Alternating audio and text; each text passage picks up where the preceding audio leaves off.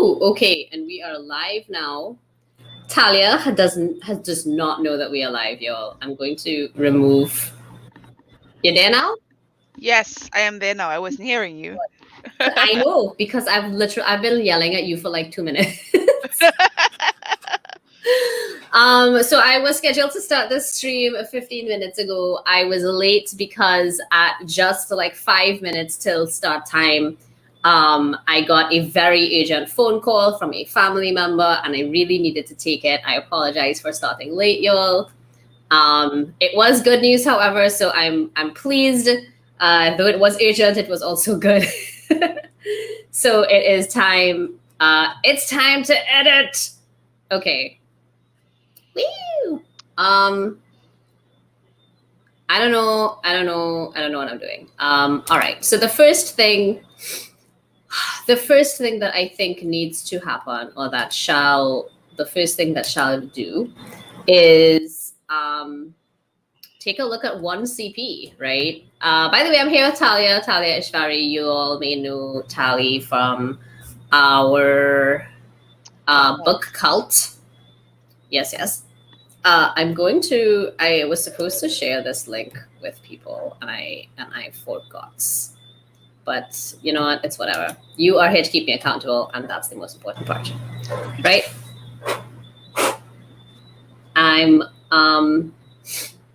What are you up to while I get this set up on my end? Because I had to unset everything up because my mic and my camera and everything would not work with StreamYard and with my call at the same time. So I had to close everything to set up all over again. What are you up to tonight, Talia? Tell us what you're going to be doing. I am working on 10-day outline from Louis Jostad. I have been doing it step by step because I am truly enjoying the the plotting side of it. I'm a good pantser, you know that. Right? I do a really good dirty draft, but I wanna get that outline, and I wanna try to work on the plotting side of it because I'm already a good pantser. So if I can bring those two together, I think I would be a hell of a. I mean, I'm a good writer now, but I want to be like a great writer, and I think I have the potential for that. So I'm on day 4 where I'm working on my period that I have to have, and that's it. Your audio just changed really drastically. What? Say that again for me. Just now, just a sec. What was the last thing you heard? That you're already a great writer, but if you can combine the two, you can become a great writer instead of a good writer. I think. Is what Yeah, that's basically what I said. So that's what I'm working on right now. Okay. Okay, cool. So we have this up. Let's put that aside. Oh, there's only one of me. No, there's two. Okay. Figuring out the kinks, y'all. So Talia, normally you're streaming around now. Yeah. What was up with your stream? Do you wanna type your handles, and I can send them. I can drop them all in the chats. Okay, sure. I am on Twitch as Nick868. Okay.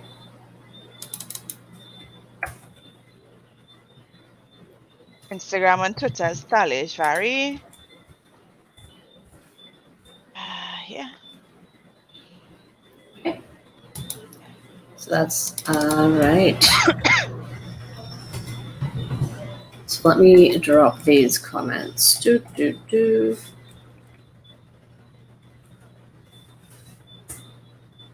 All right. So tell me a little bit more about this 10-day draft thing, because you've explained it to me before. I think you said it's from a book. I don't really know a whole lot or too much about it. Yeah. So, don't know if you remember when we were doing the world building with we had gotten a world building a course at one point in time, and like it was a 15-day thing. Each day you do something different, and this is it's similar where there's different aspects of it that you pull together for your book. So I had one day in which I basically created mood boards. So I have to collect like 100 images that, would kind of like that make me feel like I'm talking about this story, right? So it's D&D based, it's steampunk, it's Trinidad, it's magic and all that good stuff. So that's what I'm doing with that. Today I'm just working on a collection of scenes that kind of inform the story that just it's going to tell me, well, okay, this is my opening scene and this is what I'm going to do. This is where I'm going to set this scene. This is where I'm going to have this encounter and so on and so forth. So that's what today is about. Yeah, your audio is out. Yeah, that's my bad. It's because I muted so that y'all Right. wouldn't hear me crunch. Crunch, crunch, crunch, crunch, crunch, crunch, crunch. Yeah. All right. So let me just tell those folks, because I got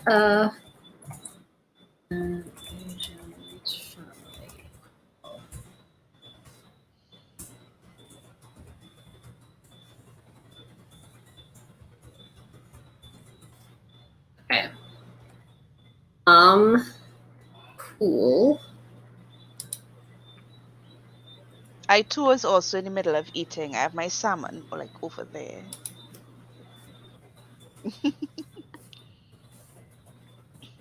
Salmon. You eating salmon? Wood. Miguel cooked. Well, I did pasta and he did the. I just love how he does salmon. Like I can't do salmon like him. And it's smelling so good. Put this back and out of the stream. I had Indian food on the call that I had just now. Mm-hmm. I oops, right, on the call that I had just now, I was on with like my whole family in Canada, like everybody in Canada. Yeah. And my grandmother saw me eating these Cheetos and she was like, yeah, like I eat no real food. And I wanted to be like, look, I had dinner, like I had real food. I had like rice and like palak paneer and like dal makhni and thing. Like I eat food, you know? Right. Before I come look into stuff my blasted face with Cheetos na boy. But I didn't get to say nothing now, so yeah. Yeah, that's how they just ask. Everything is framed in food. Like you're eating good, you're okay, you have enough. Like why are you eating this? This is trash. But are you getting your vitamins? That's how they ask.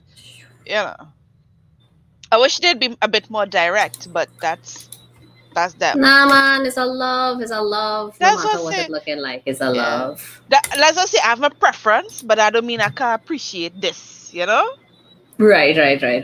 Yeah. This is from Rakshasa Rising, or this is... This is from Writer in Motion. So, right. This is also from Rakshasa Rising. Right. This is both of those things. Right. So basically, I have to share this tonight. Hold on. Why are you... What is happening? Internet, why are you being weird? Did you post it on Twitter? I did post it on Twitter. If you want to troll Twitter, I'll just retweet it.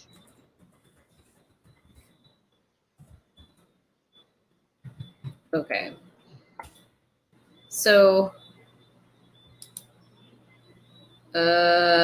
yeah, I like messaged my mom. There were a couple of people who were like, make sure that you tell me when you start. And I was like, such a reminder. And then even if they did such a reminder, I like messed it up because I decided to be 15 minutes late to take that phone call. And so, all right. So we've just been dicking around for 10 minutes. Let's actually do this thing. Right. Can you, Nick, since you're really the one in here with me, can you see this okay? I'm going to zoom in a little bit. Is that better? Probably. I think that's better, isn't it? Yeah. I'll full screen. Yeah. It's better now. Yeah. Okay. Yeah, that's good. That's good. That's good? Okay.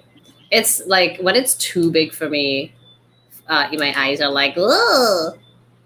Yeah, I was good with it a little small. It was good a little smaller. Like this is good, like really good, but it was good a little smaller too. So like for me, I've embiggened it specifically because like last time David was watching and he was like, this is too small for my old myopic eye.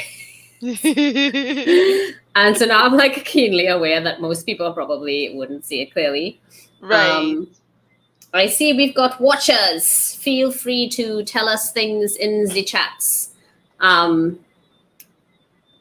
If you are lurking. Yeah. All right. So I had 2 CPs for this. Both of them were incredibly helpful and encouraging, and I was really, really grateful for that because, of course, they are complete strangers. And I didn't know if this would go. Things, David. This is a different David. This is not my eyes are myopic and it's too small, David. Though that David is also a David. Hi, David. Hi, David. My dad is a David. So. Yeah. Many Davids. Okay. So yeah, so my CPs were total strangers. I say were because now that we've critiqued each other. So oh my god, sorry, that was just a cat. The cat is now editing the work. Look at that. Do you see that lovely edit? It was clearly missing some brackets, y'all. Yeah. Let's stop tracking changes. Yeah. So one CP said that she didn't have very much to change or many suggestions. Her only suggestions are these 2 words, which I think brings it neatly over 1,000 words by 2. Right. But it should be less than that because this is 9 words. Yeah, because it was 992. Yeah. So now I guess it's 994. Right. So I'm going to accept this change because I think it makes sense. Get rid of that extra thing. All right, so going through the comments, they were really positive in the comments. I think that they felt like that was emotionally really strong, and they thought it was kind of funny. They liked the humor. They liked the point of view. Cool. Now I do have another CP ed. I'm not sharing that one. It's not on. Hi, David is happy to be here. Thanks, David. Oh my God, Miguel's here too. Hi, Miguel. So, hi. Sorry. That's she man. That's my man. That's she side man. She side piece. Well, that's not my side piece. Bitch, I am your main piece. That's your side piece. No, it's 2 sides. Like one on one side and one on the next side. I guess 2 sides make a meal. That's what you're saying. 2 sides make a meal. Wait, that would make me the main course. No, that makes you a sandwich. That makes you a sexy sandwich. That makes us a sandwich. I'm good with sandwiches, I'm good with sandwiches. Good, Miguel good. Too. That's why the 3 of us, yeah. Very sure. Yeah. Right. Now I need to find the file with my other CP's comments. I know I have it, y'all. Just give me a second. Okay. It's here. No, not this one. Here we go. Yeah. So my other CP, are y'all seeing this or y'all just seeing the other one? Okay, good. So my other CP did leave more comments, but I don't want to share that one because her name is there. And I didn't ask permission to share her name, so I don't want to do that. Right. But I am going to to go through and just kind of copy over some of her notes into this one, specifically the ones that I'm going to probably come back to. So she said that this line was kind of sweet, which I thought was nice, and then she liked the dual POV and whatnot. She made a really good catch here that, strangely enough, I don't think anyone else actually caught, or at least mentioned to me if they did, which is that everything else is in this POV where she's talking to Owen. Maddie is talking to Owen, and Owen is talking to Maddie. But in this particular section, I start talking to some like unknown third person, right? Yeah. So definitely need to fix that. And she also suggested, let me add this comment here, that I change it up. Now, this is her most major comment, is that she thinks that I need to start here, where Maddie's entering the vampire's lair. And I think that, what is it when you smell the chai? Keep brunette.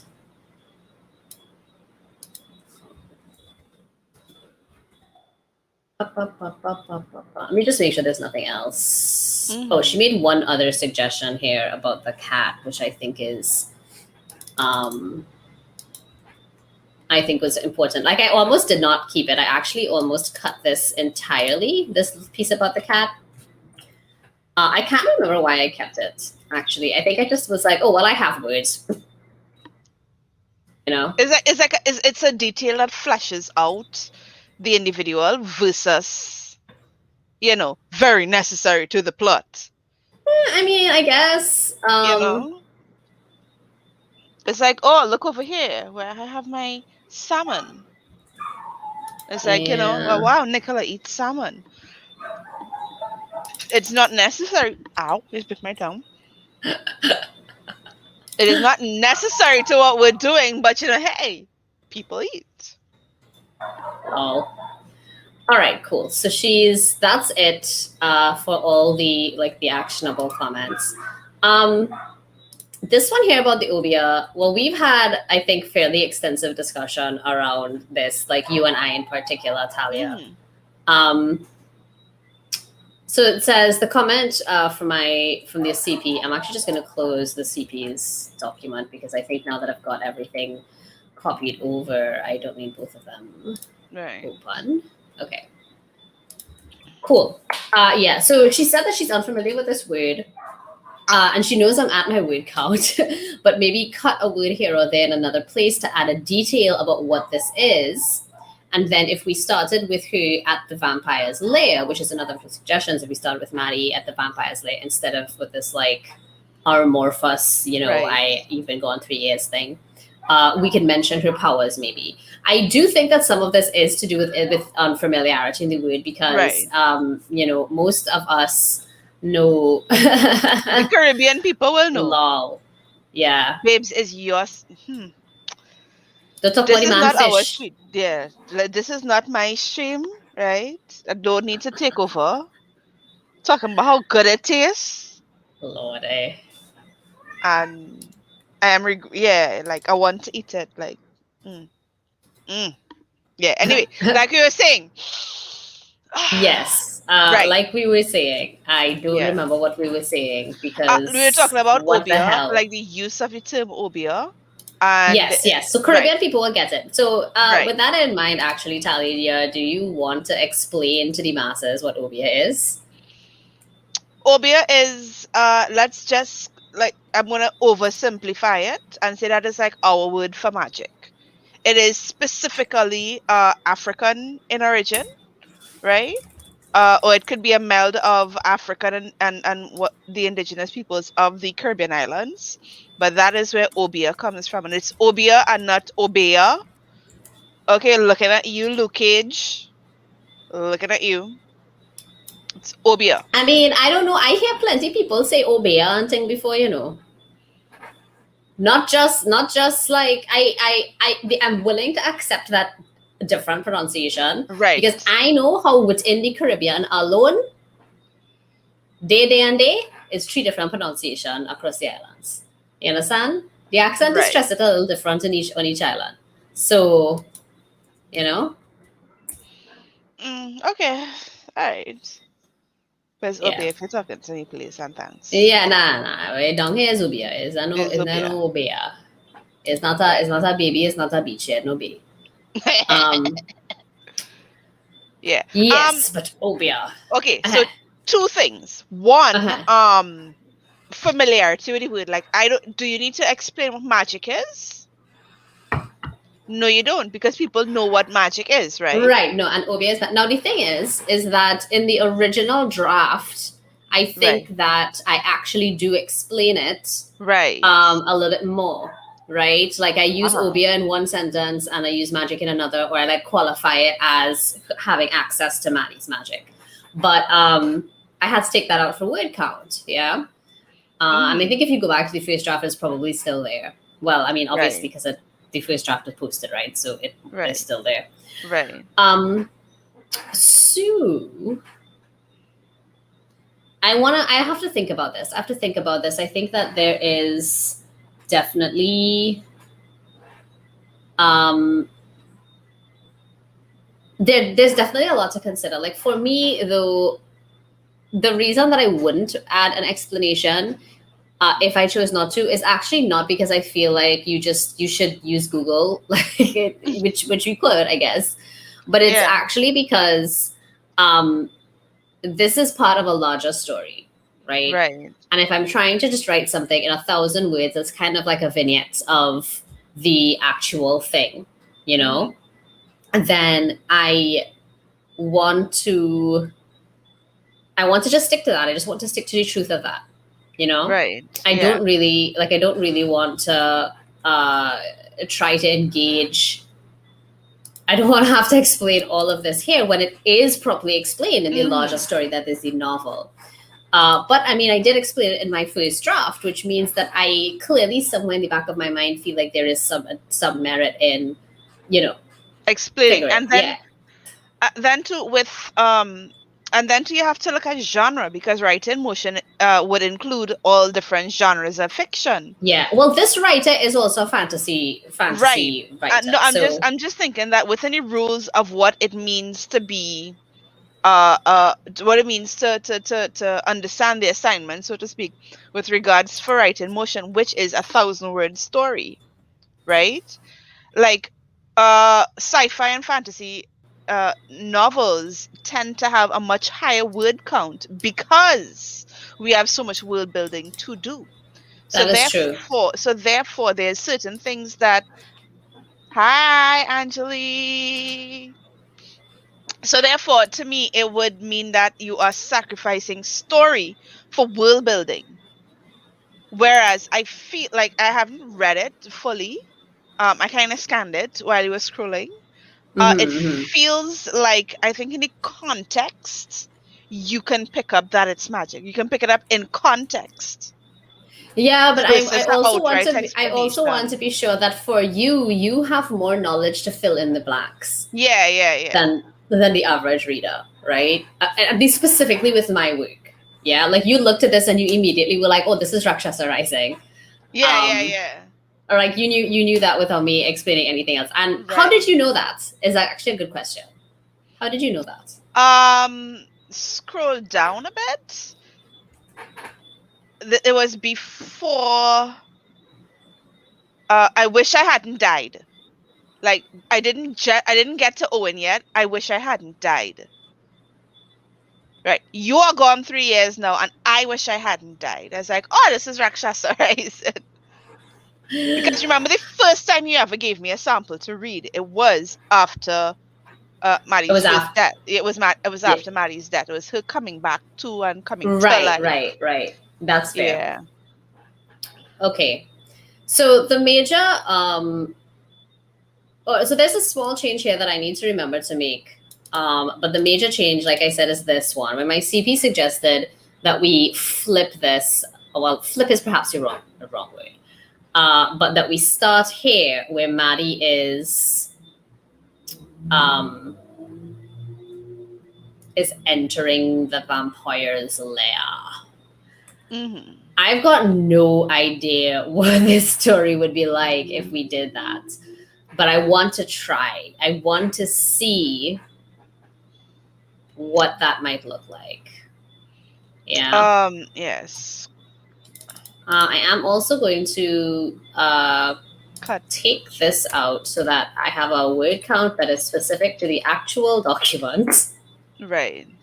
And I'm not accidentally counting titles.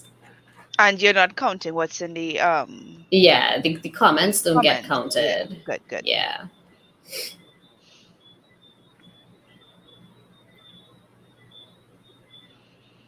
I think this looks like it's part of an action scene. Yeah, I know. So But is it all reaction scenes? I think. I don't know. Oh, hey, it's Erin. Hey, Erin. Hi, Erin.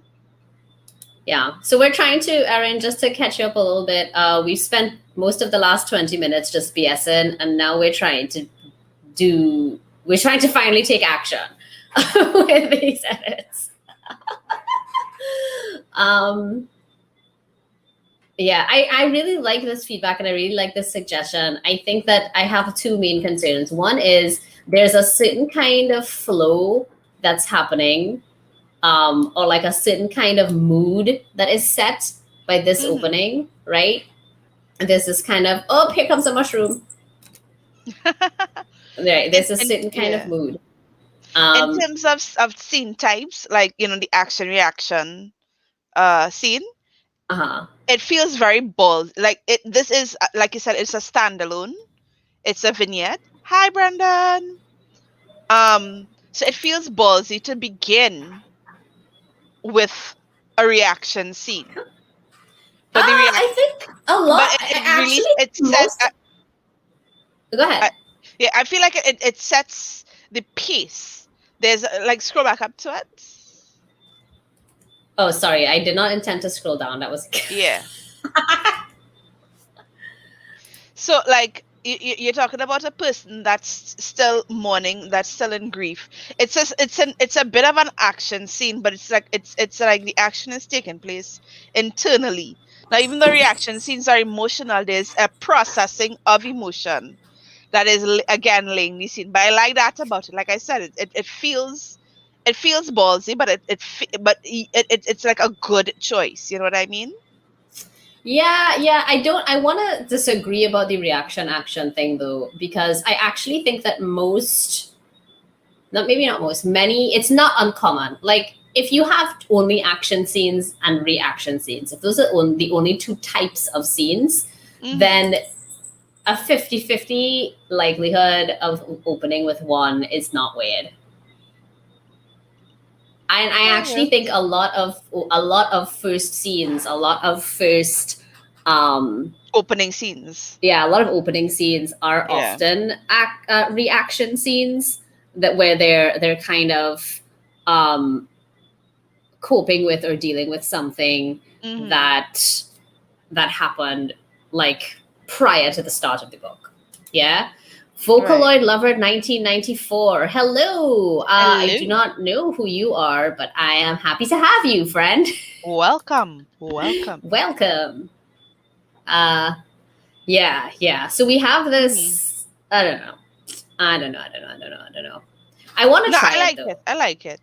The opening or the suggestion? The current opening or the suggestion? I want to try it. I do like the current opening. I do like that this kind of it sets a sort of tone that I think the opening with the like if we switch it and put the vampire bit to the front, it won't have. But that doesn't mean I can't edit that opening to hold some of that same emotion. I mean, you in your first line, you're like, fuck you, Owen. So. Yeah, that's a fair, yeah. Yeah, it does have, like, fuck off if you feel that way. Right?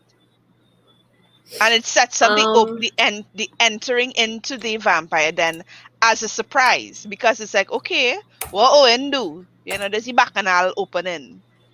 there's the bacchanal opening, The she say. The bacchanal bacchanal. opening. The bacchanal they start day. All right. Okay. I should also change this.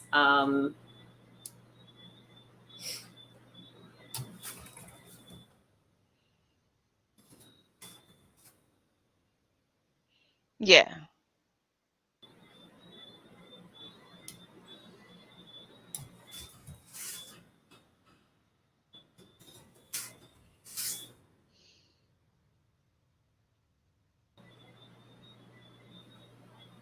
Or you can take out the I suppose.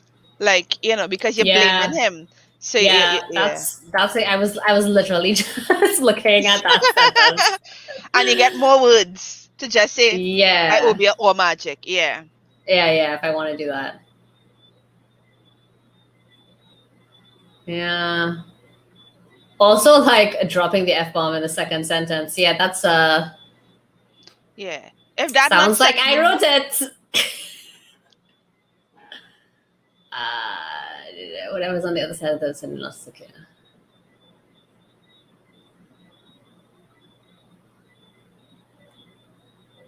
Um,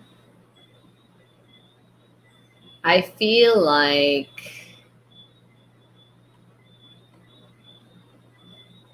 I need to add. See, this doesn't gel anymore, right? Like this something here has to change. Something else has to happen in between here. Take that silver cross on the stake now, Uh-huh. right? Just no, I'm not on my other, I'm not on my belt. Just no. It's this. It's this. So like this being the original opening, all of this information is like has just kind of been shoved out, and all of the information that this gives us about their relationship and about what she's been experiencing since he's gone is no longer at the forefront. And I think all of this needs to be incorporated into this beginning. And I wonder if I made a mistake by just shoving all of this stuff to the top instead of trying to interweave this information with the other stuff, right? So I think Anjali says, side trip, ever since you wrote this, I've been wondering what would be appropriate Hindu and anti-vampire gear. I will figure it out, and I will tell you when I do. I'll write a blog post about it. Or another 1,000-word story or something. I don't know. you've been gone 3 years now, that little paragraph. Uh-huh. Right. That could come right after is that so hard? I was actually wondering. I was gonna do something different, but I do like that a bit more than what I had in mind actually. Can I resolve? If I resolve it, will it go away? Nope, it will stay right there. You can tell that I don't use weird comments too much. I usually just delete it when I'm done with it. So first you're telling them fuck off if you feel that way. Is that so hard? And then you've been gone 3 years now and I still dream about you. Like that, like if that doesn't encapsulate the grief she's feeling while still managing, her walk to into this vampire den. Mm-hmm. Yeah. I'll go to bed with something stupid on my mind. There you'll be giving me the sage advice I used to roll my eyes at. God, I feel like I'm talking about my dad. Yeah. So that's her grief talking.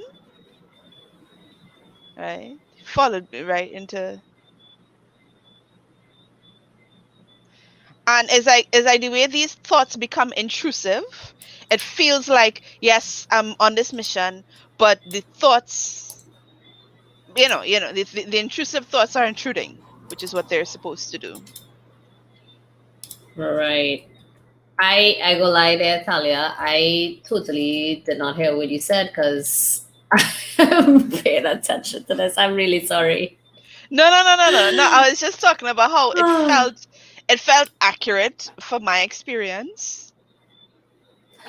Anjali says, I like the back and forth. I hate stories that explain everything and make the reader a passenger. I also hate that, which is one of the reasons I think I naturally started it the way I did, just kind of throwing you in and letting you pick up the pieces as you read.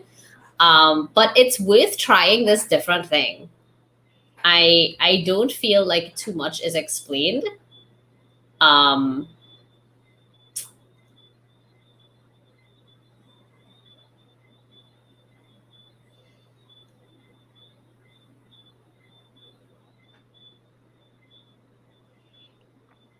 Into what may or may not be a vampire. I'm sure it's not a sukunya, otherwise I would have walked with the rice.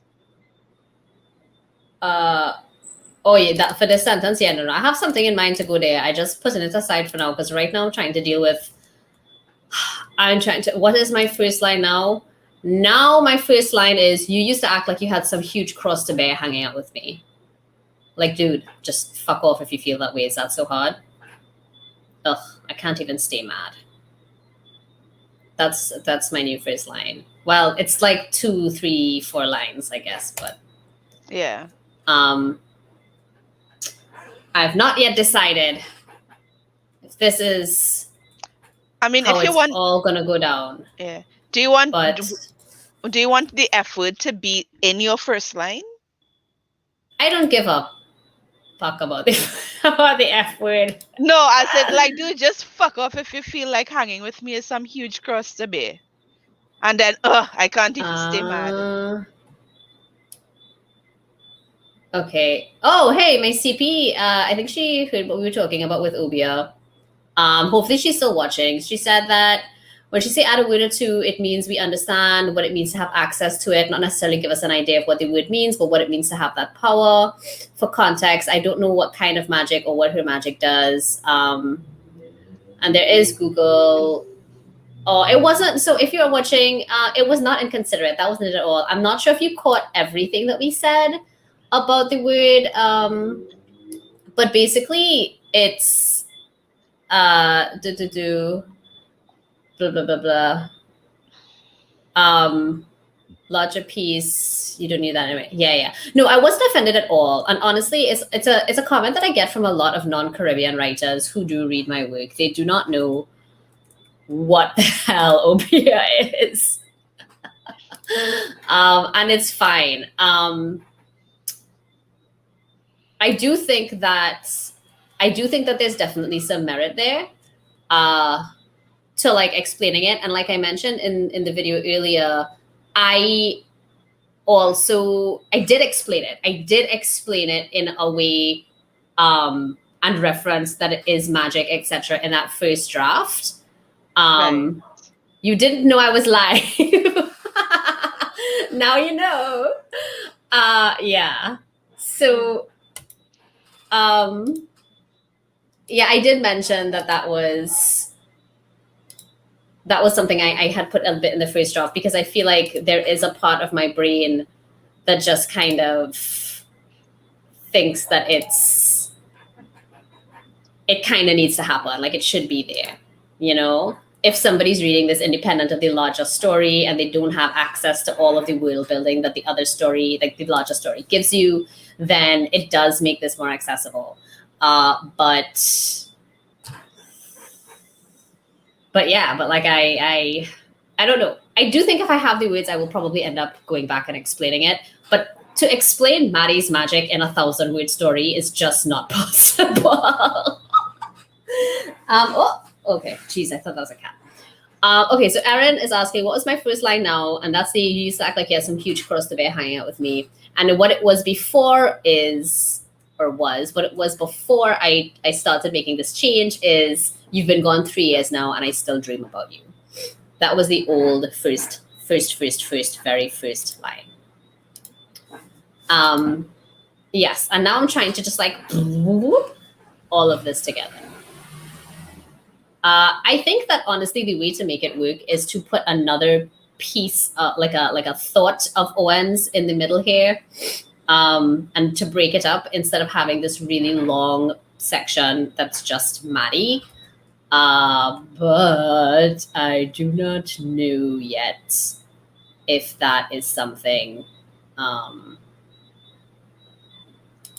Ooh, so Aaron has a first line suggestion. If you were still around, I wouldn't be walking in about to kill what may or may not be a vampire. I like this. I like this line. How do I copy this comment?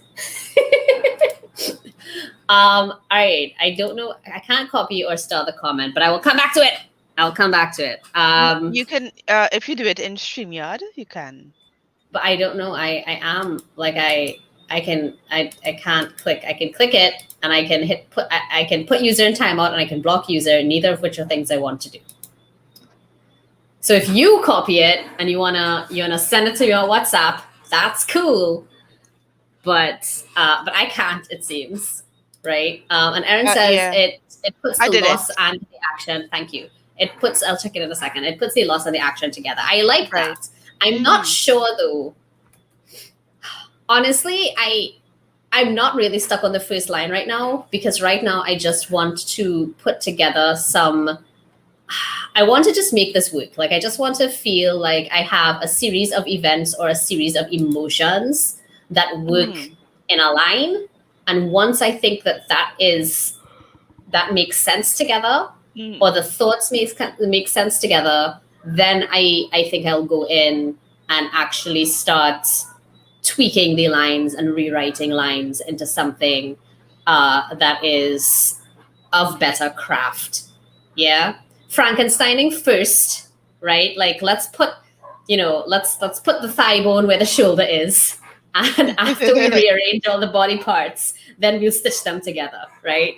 That's how I tell my students to do it, and I think that's how I want to do it as well. Okay. But if you've copied that line for me, though, right, Talia? So that I did. All right. Cool. Okay. So what was I doing? I was trying to make this make sense together. So this is, I'm going to flag this for myself. So I'm going to do, Owen is, what color is Owen earlier? I think Owen kind of blue. Good. This blue rel dark. Oh God, I want that bright. All right, this will work. It's kind of, that's right. So that's where Owen starts. And then everything above this right now is Maddie. And then this is also Owen again. Is that not, why are you not doing the, is it just because it's highlighted? Is that why? Yeah, it's because the entire thing is part of the comment. Yeah, no, it's just, it's because for work I'm used to using Google Docs, and in Google Docs you can still see the highlight under the comment highlights. Okay, so that's all those little green things at the start of Owen's points of view. Right. Erin says, yeah, that makes sense. I don't know what Erin is referring to. I'm going to assume that Erin is referring to the whole get the emotions and shizzle stuff in order, and then stitch everything. Yeah. Oh. Okay. Here we go.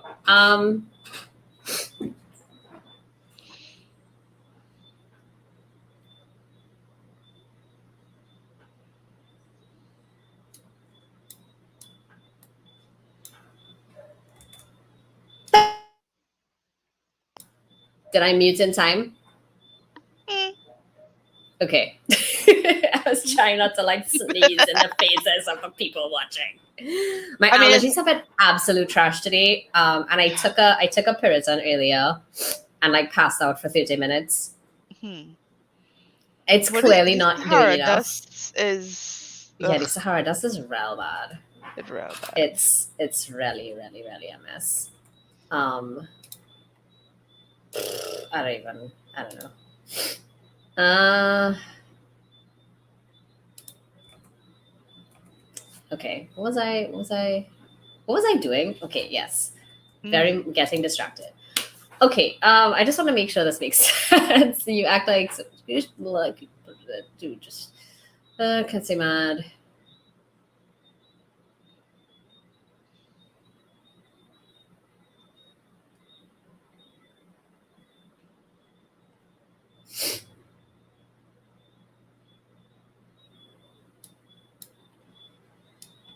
Um.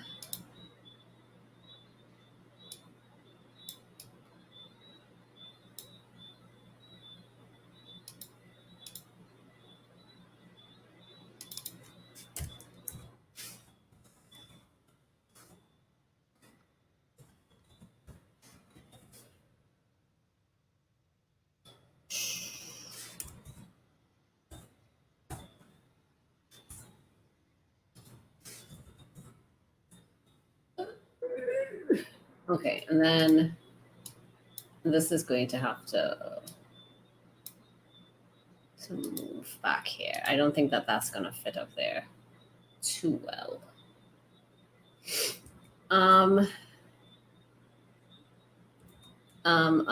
So what are you up to right now, Talia? Again, creating scenes, making sure that I have the tomorrow I have to put these like similar to what you're doing, but I'm going to Mm-hmm. be doing them on physical scene cards and moving them Mm, around, making sure, and that is to create a physical timeline so that when I'm writing, I can stay on track. that's cool. Yeah, I just like I like the stories I write, but Oh shit! Hold on. Sorry, I had a yeah, brain yeah, no, fart. no, Just give me a. no, no, no. Yeah, Just I let just yap. me. Yeah, you yap. I'll talk to the people in the chat. I need a Hi, the second. people on the chats. Yeah, so I'm good at like, oh, this will be a great idea and that'll be a great idea. And I'm good at, well, okay, let's just put these great ideas together and see what we get. But I'm now like actually weaving real plots and like putting all those great ideas and using them more purposefully than I would have before. So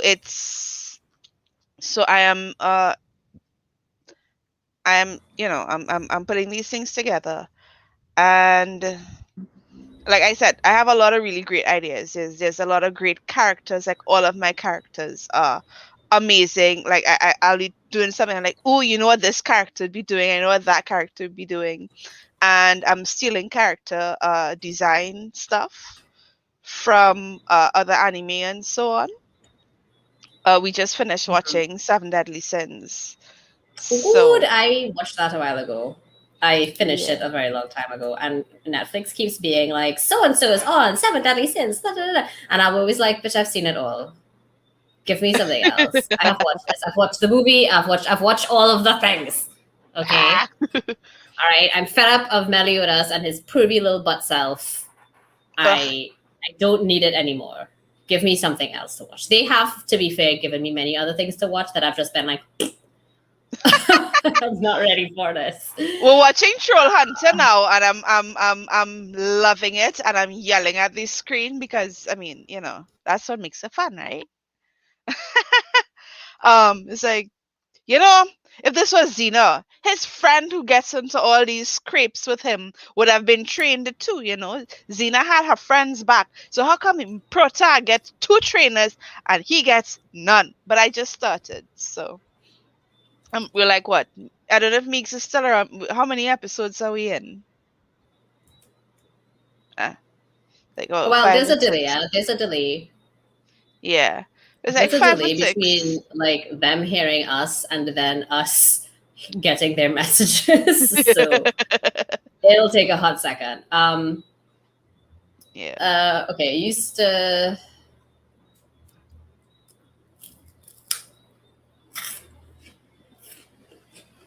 So I'm really proud of my progress in it. Like what I've been able, like I have more work here than I've done in that last book that I wrote.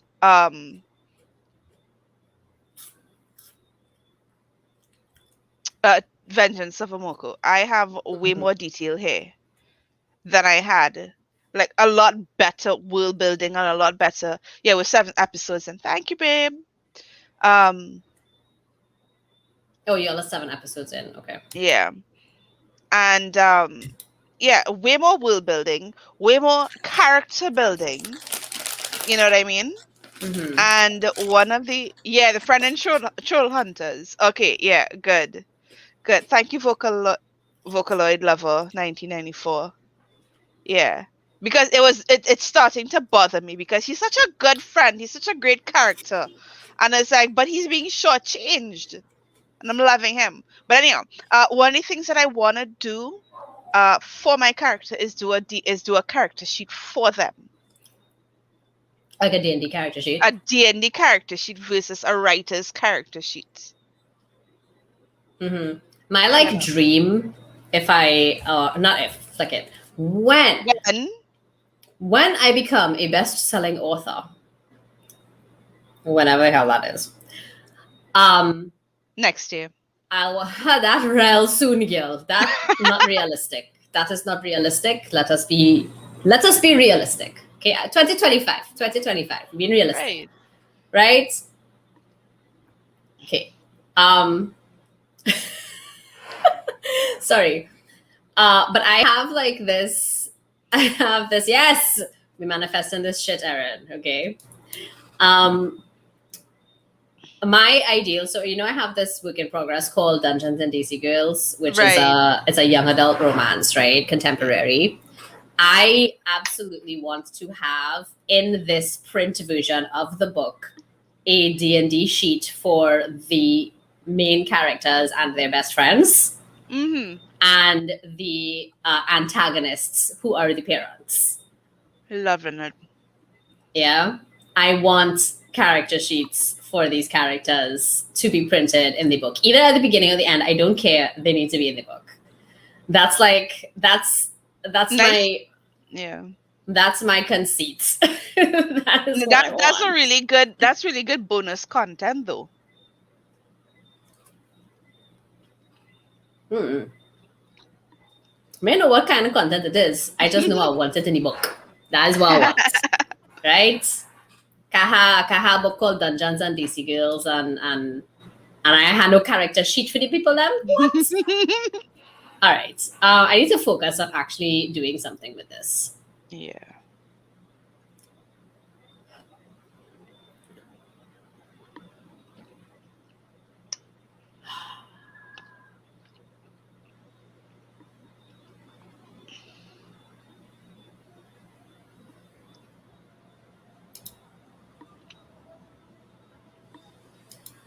All right. I'm going to medical this shit.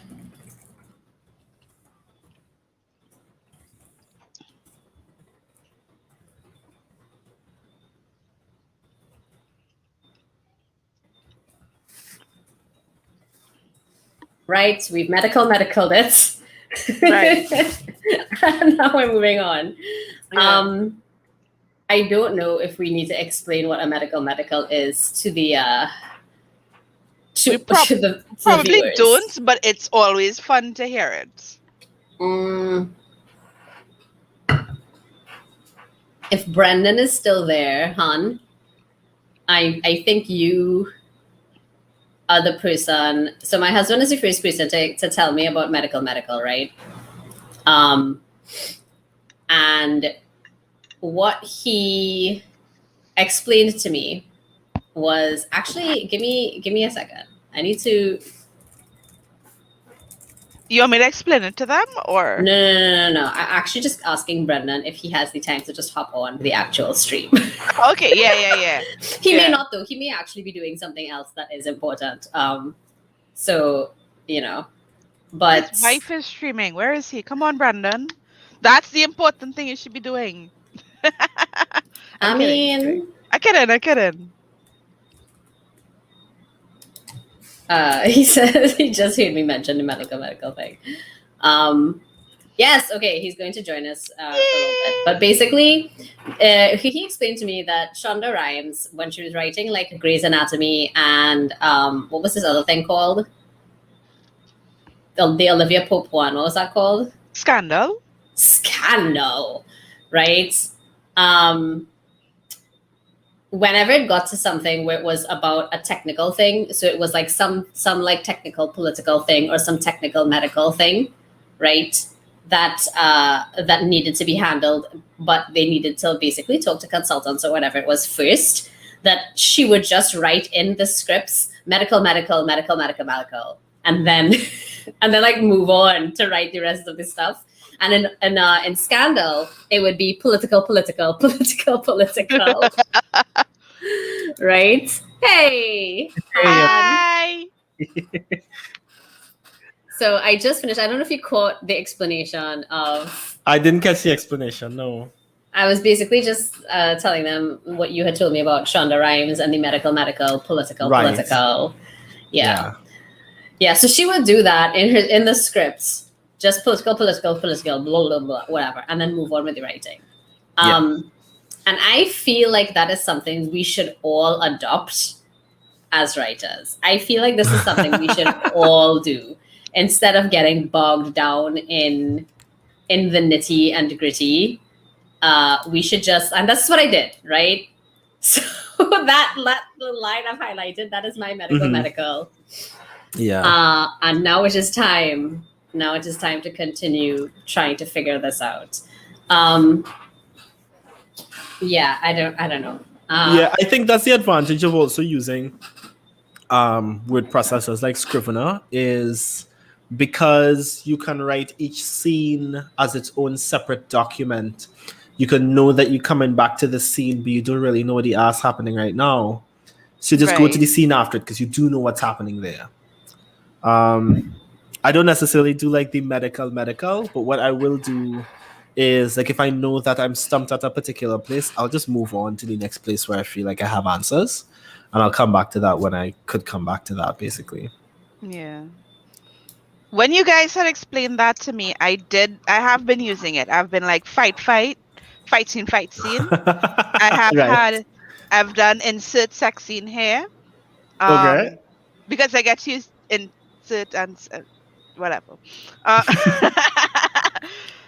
No, as long as I have to speak to as long as I need a consultant for this to get the details right? It's like research. Yeah. Once I need I do like insert police procedure here. You know, insert good police procedure versus corrupt. You know, like I have those little markers in my work, and they're also highlighted for that reason. Yeah, I do think it comes in handy to just be able to stay where the excitement is, because that's really ultimately what kind of keeps you motivated to write as well. That that you're not feeling slowed down by your own ideas or your own inability to like truly comprehend your ideas sometimes, and just kind of stick where you know what's happening and come back to what's left. Right. Yeah. It's also especially like Shonda Rhimes has to do that to some degree, because when you're working with entire writing teams and like you're breaking the story but you don't have all the research, somebody else actually has to do that work for you to tell you what the medical is, or else you'll write it in the script and then it will get to a stage of edits and nobody will realize none of this actually makes sense. Unless, of course, you're a writer who has experience in that field. Like if you are a doctor writing a TV script, then most of your work is done. Yeah, Erin says that Scrivener is great for that. Yeah, I haven't found I haven't found another word processor that does all the amazing stuff that Scrivener does, because Scrivener really is awesome. Word is really not bad. Like it's Microsoft a lot Word? of it is but there are some things that Scrivener can do and does do that Word cannot do, but there are a lot of like the major things, like the headings and like you can rearrange stuff in the navigation panel. You know what I mean? That's true. You can move scenes around, but you will have to have that. You will have to have like a title separator, basically. Yeah. To indicate a new scene. Because that's the marker that it uses to move things around, right?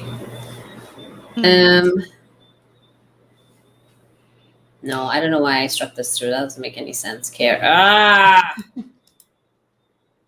Okay.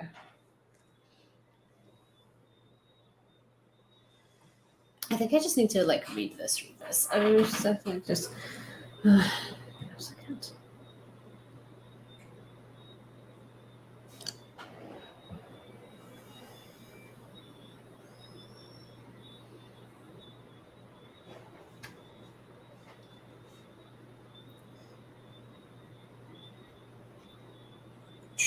I feel like, God damn it, Maddie, what he asks is its own, It's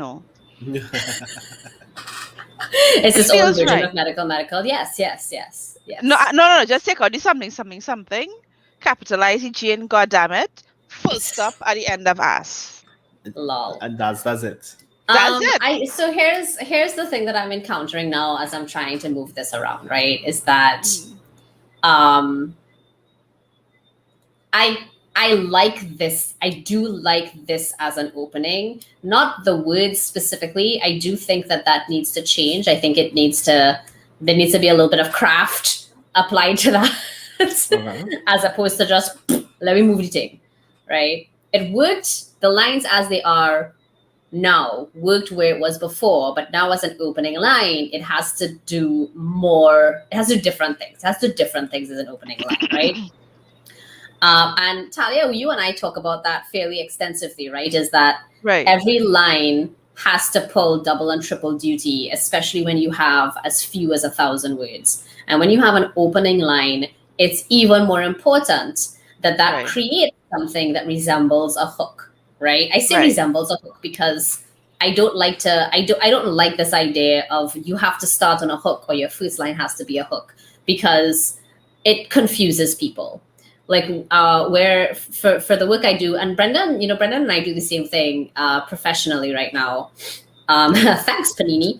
Oh God. And I don't know if this is something you agree with, but when I tell my students, or rather, the manual that my students use to educate themselves on writing, right, that the company produces, it talks about a hook, and it says, you open your essay with a hook. A hook is something that does, what a hook does, which is that it grabs your reader. Yeah. And it's something that's intriguing and blah, blah, blah. They shit their pants. They do not, they're like, how do I write a hook? Oh my God. And they get this like, I don't know if crazy is the right word, but this intense kind of fear around their ability or lack thereof to write a line that is intriguing and compelling, right? And just draws the reader in. Like they don't, they get afraid of that. And as they should, to be honest. Yes, as they should. and that's the reason that I say resembles a hook, because I don't actually like calling it that. I don't think that it's an inaccurate term, but I do feel like there's something about that language, and I haven't figured out what to replace it with yet, right? Which is why I still use it. There's something about that language that can feel like or otherwise create a barrier. Yeah. Aaron says, I feel the same way about hooks, to be honest. Here's what I do with my students. I don't bring up the hook at all. Me neither. But the problem is it's in the document, right? It's in the outline document. Very often my students reading it with me for the very first time. So I just skip the sentence and there's none the wider. Yeah. I read it aloud for them. I read it aloud for them and just skip that sentence. And there's like, oh, so there's nothing there then. I'm blind. The problem with hooks I do the same thing. The problem with hooks are your ability to write a good hook statement is directly proportional to your knowledge of the story already. So if you don't know the beginning, middle, and end in a way, that you can tell it without writing it, that you don't need an outline. And I think hooks actually come more naturally to folks who have some sort of like relationship to pantsing instead of plotting. Or at the very least, they've plotted ad nauseum, and they feel like they could tell you the story in reverse, right? The only people who could, yeah, I think that's why Care has always been really good at. I'm not good at hook statements. I think that's the reason why I gravitate towards Honest theatrical to God. now, because I could do a hook in action better than I could do a hook in sentence. And honest to God, I think Brendan and Talia both know this about me. Many of my best pieces of work or best ideas did not start as an idea. They started as a first line. They started as a first line. Yeah. Yeah. Even when I'm writing, I think, even when I'm doing prompts, Yeah. I will receive a prompt like this actually. Though I don't think that this particular one is a great example of like a fantastic. Erin says we've talked in Discord about writing the hook after we write the rest. Yes. And I think that's the best practice. And in fact, that is also what I tell my students, right? Those who do have this concern about the hook is I tell them, look, the hook comes last. You don't need to know that now. Yeah. You can come back to it later and figure out your hook, right? It's weird that you and I never spoke about this and we've come to the same conclusion. Right. But we've also come to the same conclusion for different reasons. Like, because for me, and I do think that the opening line I had with this original version, it worked for it, but I don't know that is the best hook I've ever written, right? Okay. It's in fact, I know it's not the best hook I've ever written. Yeah. I definitely have better ones. I think that the hook that started Rakshasa Rising is the best one, right? Coming back from the dead is a lot like waking up. That's probably one of the best lines I've ever written. That will probably also not make the final cut of this book. But it's fine. It's fine. I have come. That's how editing goes sometimes. That's how editing goes, right? And I do have some, I always mourn my great lines, but I keep them in the event that I could use them at some other time. Yeah. Have a little essay graveyard. Yeah, basically a little I have a little document. Though. It's a hell of a what? A hell of a tab to put on your blog. You go and people can like browse your grave and like, what the yeah, like give them that. Yeah, look at all these best. Look at all this best line that I throw in by. Right. Yeah.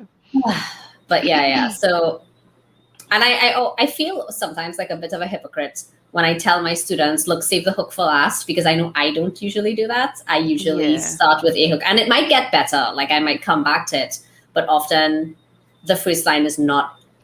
The first line that I write usually works, and I almost never have to come back to it.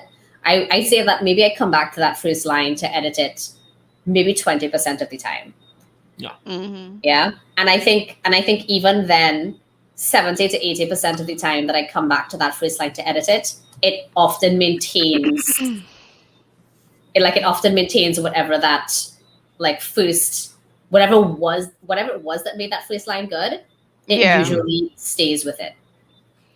But this change, and I think it's one of the reasons I'm struggling so hard. And now that I'm hitting this point, I'm wondering if maybe I do need to go back and try to rework it now instead of continuing to try to mold the emotions and the thoughts instead, is because this here, where it was before, it worked where it was. And now that it is an opening line, it's not doing the job that it needs to do for an opening line, right? And now that brings me to so many questions. Like, this was my first opening line. It's a great opening line. It's a great opening paragraph because it gives a lot of background. Mm-hmm. You know what I'm saying? Right. It gives background, not just background, but like it gives history. It gives emotion. Right, without it pulling back too much of the veil either. Yeah, it does three. That first, it does three complete jobs in one paragraph. It's just like 3 lines. Thanks. You don't agree? I don't know that I disagree, but I will say that I'm not yet at the stage of analysis that I'm thinking about all of that. Yeah, no. It's like I can see why you think that that initial line doesn't work. It's like a soft, like the new line, the new opening. It's like a ease into the story kind of thing. Well, I mean, okay, so Erin's suggestion for the opening line, which you sent to me, was if you were still around, I wouldn't be walking in about to kill what may or may not be a vampire, right? Because it brings the thought and the action together, if I recall correctly. That is what Right, she past and present suggested. as well together. Right. Yes, it does. It does. And I like that a lot. But there is something that I am missing here. And I've not yet figured out what is the thing that I am missing. Does that make sense? It does. There is a let me see if I can words this. Let me see if I can make this words the sense or sense the words. Let me do the thinky brain thing. Can you English? Yes, I don't know if I can English, but I'll try. I wrote a sentence yesterday and I'm like, what? The English just isn't Englishing. Sometimes the maths do Maths maths, not and sometimes the English do No English. English. That's just how it is be. Yeah. Okay, so Yeah. what is it that I am? What is it that I'm missing? So in this first bit, right? So how this opened initially, right? What is that? What is their whole, whatever. Anyway, so how this opened initially, for me, I feel like there is, how to put this? I feel like there is a pain and a longing in this opening, right? And a haunting is it, right? Like that's what this is about. This is about this opening. Okay, that's it. This is it. This is the thinking force. The thinking is happening, right? Miguel says, considering this is a group of writers, that English is not Englishing really. It's hard. Thank you. Thank you very much. Oh God. All right. That's like when your code doesn't compile, Miguel. That's legit. That's legit. That works. That works as Yeah. a description. Yeah. All right. I've also totally lost the thinky thought. Just give me a second. Sorry. No, it's all right. It's all right. It has happened. It's happened.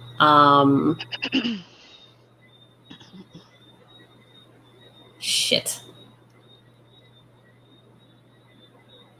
Okay, yes. So this here, and I think it is perhaps very similar to what you did describe, that you felt those first lines did, Talia, is that I think that this initial opening, right, what it was for me as the writer, what I was trying to do with it, and what I think it did pretty well, is that it conveyed the haunting, which is to say that Maddie is still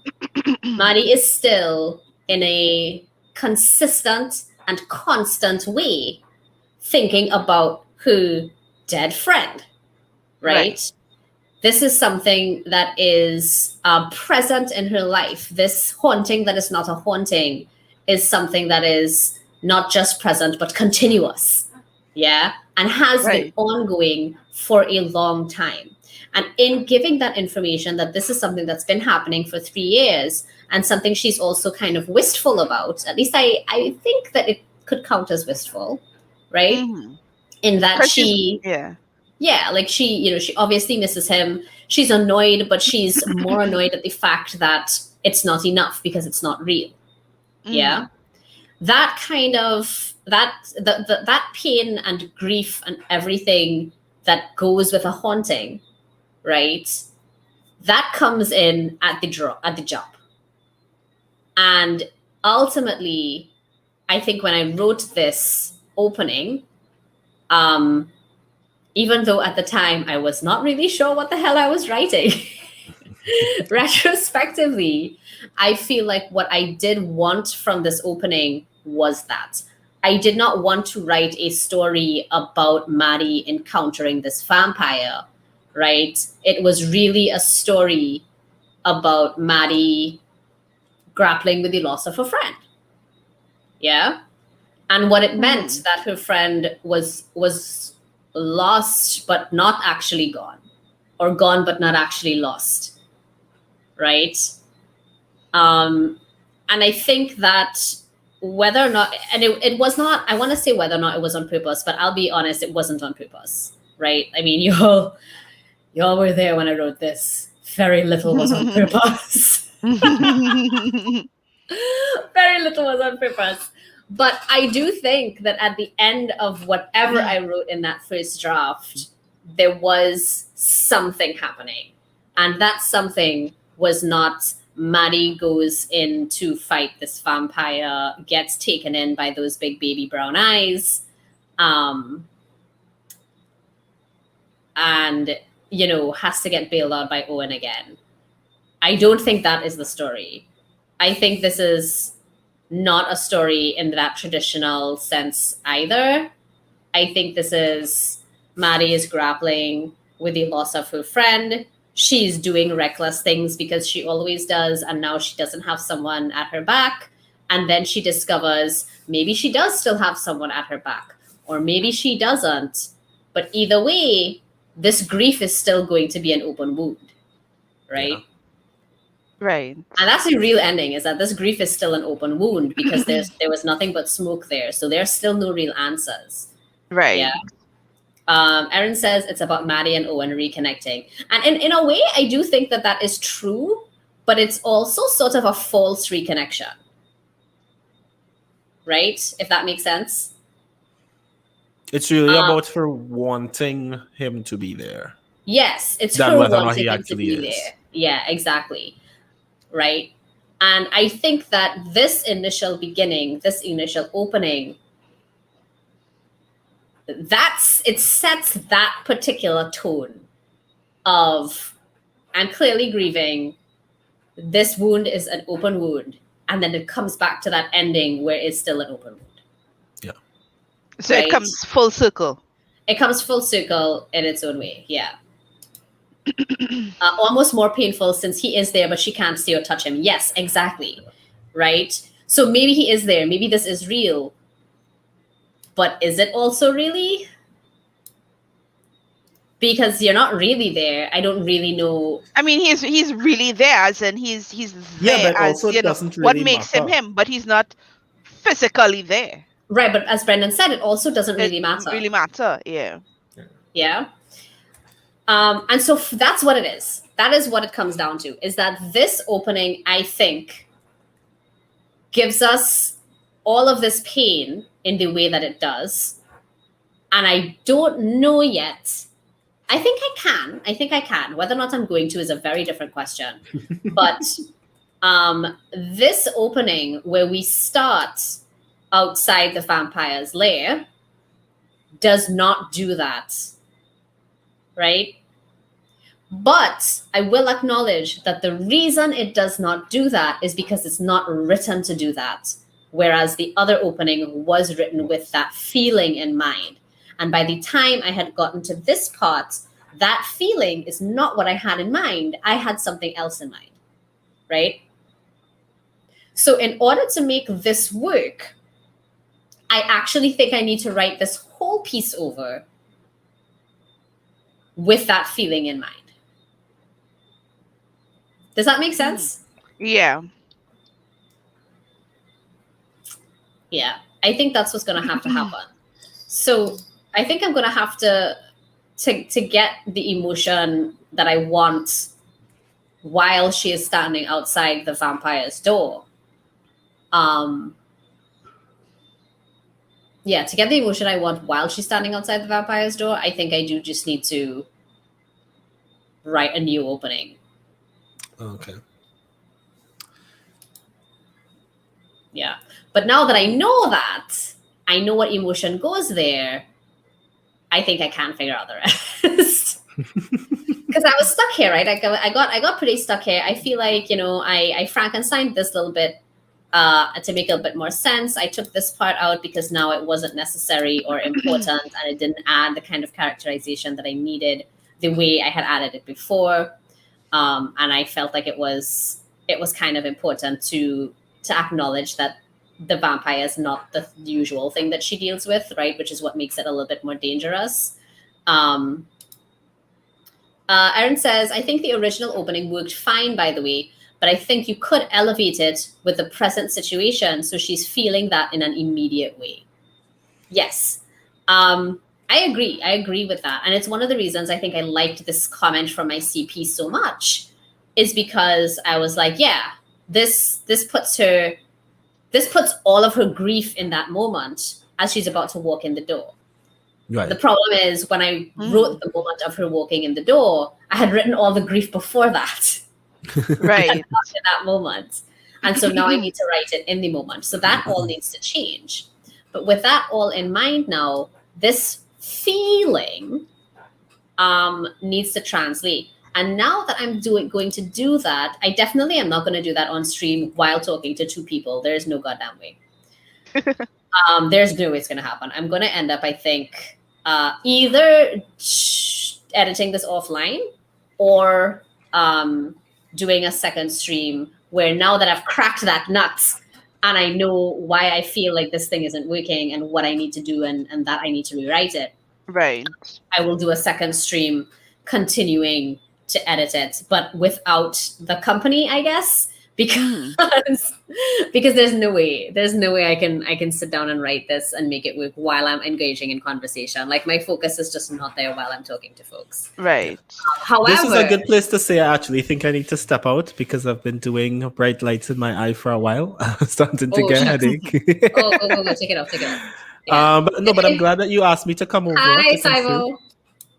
And yeah, I'll be lurking in the actual Twitch, Twitch chat. If you need any assistance, just let me know. Also, I'll be making something to eat. So if you want a cup of tea, let me know as well. Oh yeah, there's a little more food for me now. Okay, cool. No, blessings, no problem everybody. this time, though. Just no. Yeah, no problem. Yeah, thanks. No problem at all. Blessings, everybody. Hope you all Bye. are having decent writing experiences as well. And to you both, happy writing. Blessings, everybody. Bye. Honey. Well, I mean, not bye. I mean, he live in here, right? Like, bye for now. Bye on the stream. Yeah.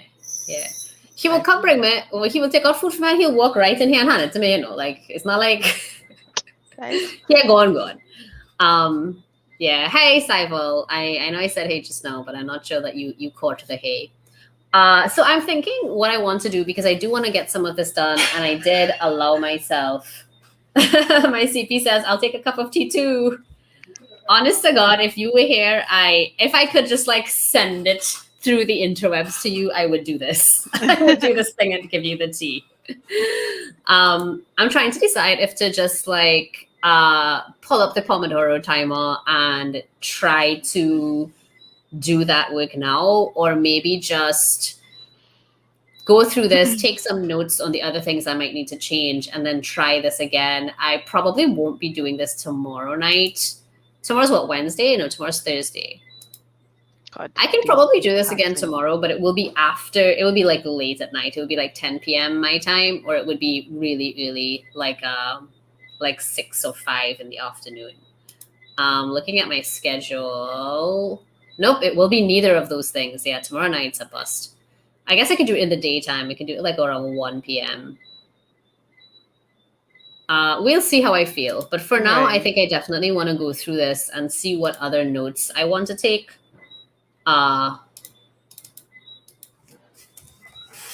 I need to somebody like tell me a little bit more eloquently what in the hell I said I needed to do to make this opening work.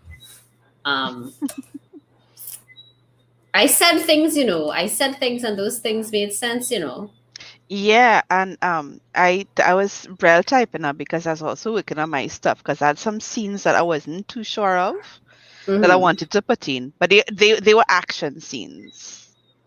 So we should talk about, I'm sure that most of the writers in here already know what action scenes and reaction scenes are, but I've noticed that we've got a couple of non-writers checking us out, like my friend Saival.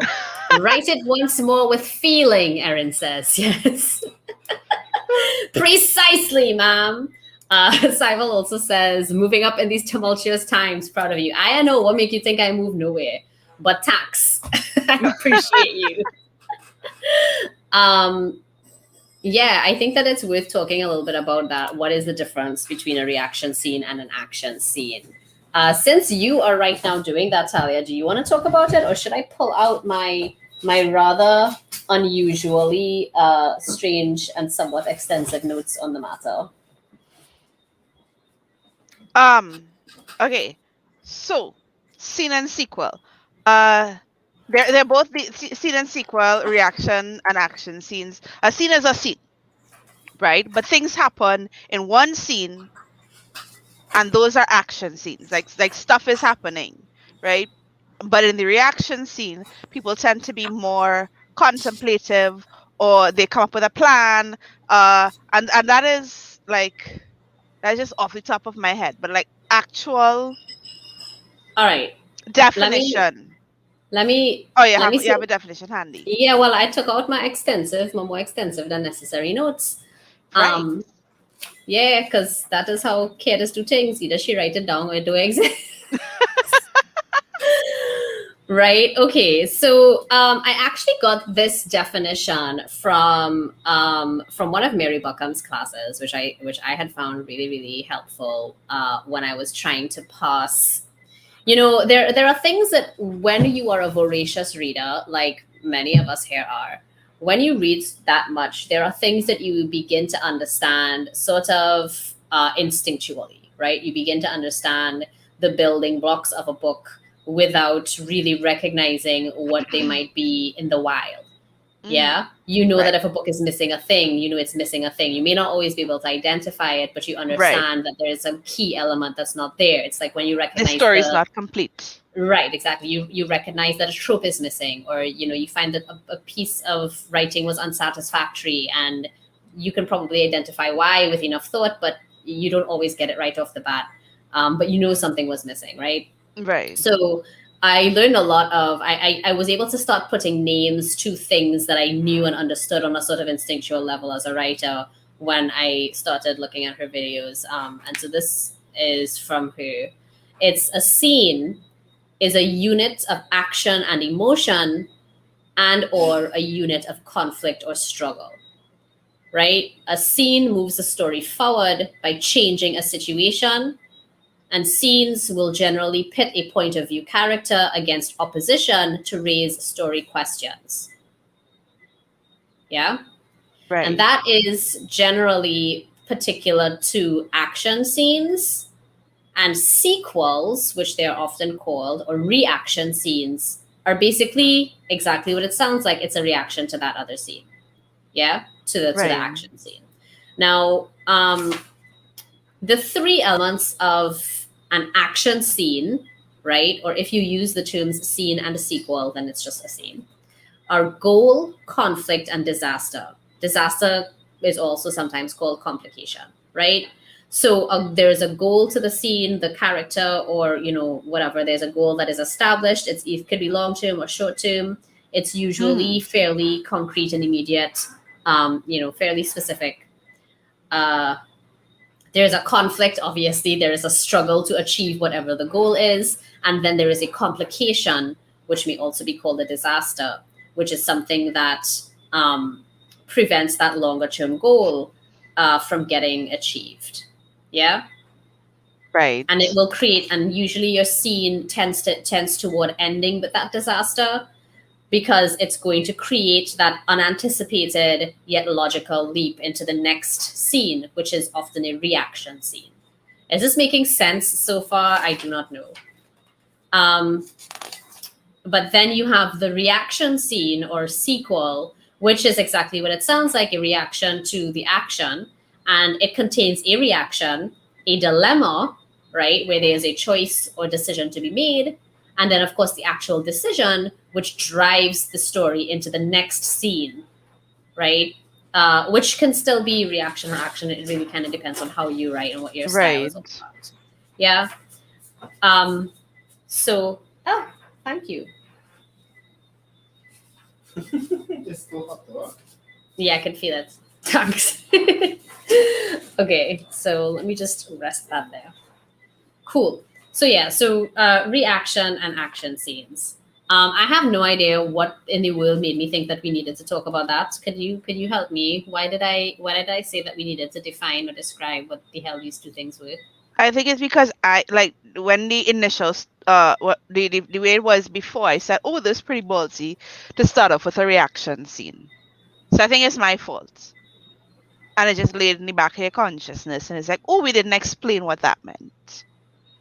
So it could have been that led us That to does this point. sound like me. Yes, that sounds like a thing I would do.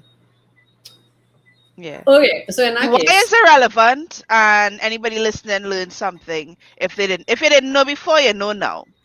it's true. And if you knew before and you was like me, but you had like a vague idea because I was asked, yeah, now you have a proper definition.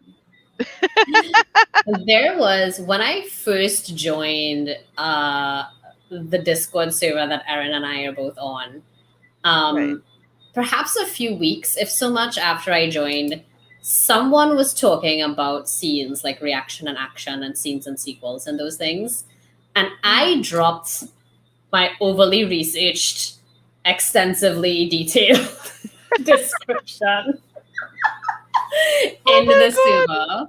Yeah. And I remember Erin responding to it, well, basically saying that this is like the most detailed, like incredibly detailed, very helpful explanation of scenes and sequels that she's ever read. And I remember being like, please don't take the time over explaining and weird new people. Like I was very like I just like vomited all this information out. And then I was like, care. Literally, I sent all those messages and I was like, care. These people don't know you good though. What are you doing dropping all this information on these poor souls who probably did not want all of this information in the first place? You are flooding their brains with unnecessary data. Oh God. When I have those moments, it's like, oh my God, I was weird. And they haven't kicked me yet. Okay. Yeah. Okay. Yeah. It's like, have I found my tribe? Is this my people? Honestly, I just think that anybody who read it and was like, that's too much words. Well, too many words, too much information. Anyway, I think anyone who read it and it was just like too much, they just like ignored it. Most Like, people just true. Yeah. Most people just totally ignored me. Erin is the only one who was like, this is useful. And I was so grateful. Grateful. Okay, so all right, shine this up. So basically I need to rewrite this opening to include basically the haunting feeling that the original opening held. I definitely want to maintain the setting of being outside the vampire's den. Questions that I need to figure out though is, do I want to emphasize that this is in fact not normal, right? Right, i.e. the vampire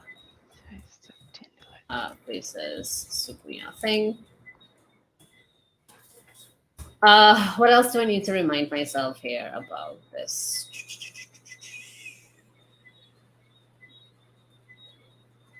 I mean, that's it really. I feel like I do not need to remind myself of shit like maintain the voice, care.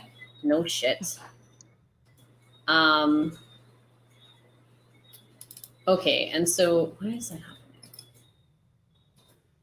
And so in this next one, I think we'll also need a new opening for Owen.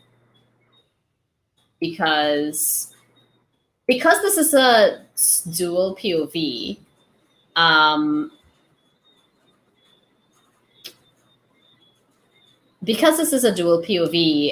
this is kind of like its own opening as well. Right. right? And it doesn't have to do the same kind of work that Maddie's opening needs to do. But obviously, with Maddie's opening changing so drastically now, this one will also have to change really drastically. But you see, it is deeply dependent on what Maddie's becomes, because this is in direct response to Maddie's like annoyance, essentially, you know?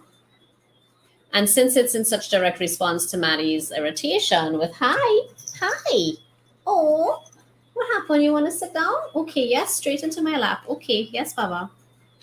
All right, okay, yeah, hi, squishy boy. For those who do not know, this is Butterbear. This is my son. Hi, BB. We do call him BB. He is BB for the shorts. All right, Baba, come. Let me back up so he could. It's how this child just like drop himself into my lap. Just so you know, boy. Just so. I do nothing, you know. Did you not just say he's your baby? He is my baby. He is Right, one of that's what they 4 do. babies. He's one of 4 babies though. Like I only have one lap. Listen, when he come and he just lie down here and his sister comes to come give me cuddles, she just see him in my lap. And if you see cut eye horse and she just walk off, boy, she just walk off vex. If she lying down on the tower, because she likes to lie down on the computer tower, the filing cabinet, if she lies down there and she's just like chilling and enjoying herself, you know, not harassing me or anything, just being a good little kitty, and he come and plop his ass down in my lap, if she stay there for a whole 5 minutes next, we lucky. Because as soon as he plopped down, she just be watching him hard. Right? Yeah. And at most 5 minutes later, she just bounce. Because she's just be like, oh, you could sit on the lap and get all them cuddles, and I must stay here on this tower by myself and can't no interfere with nothing. Nah. And she will just blaze out here. Out. Fire behind her. Everything getting much hard and burning up. Yes, all right. You're good, Baba? All right, come. All right, I have pet the butterbutt. I've pet the ginger boops, the ginger schnooch. And now we return to this. So yeah, I was saying that the new opening for Owen, like whatever I decide to do, whatever happens, is really dependent on Maddie, because each bit of Owen's point of view is basically in direct reaction to either something Maddie has said or something Maddie has done. So I don't know that there is a way for me to. Oh.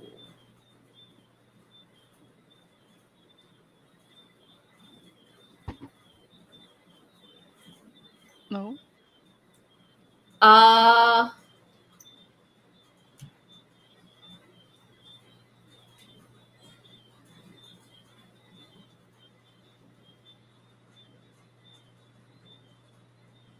Words. Hold on. I just.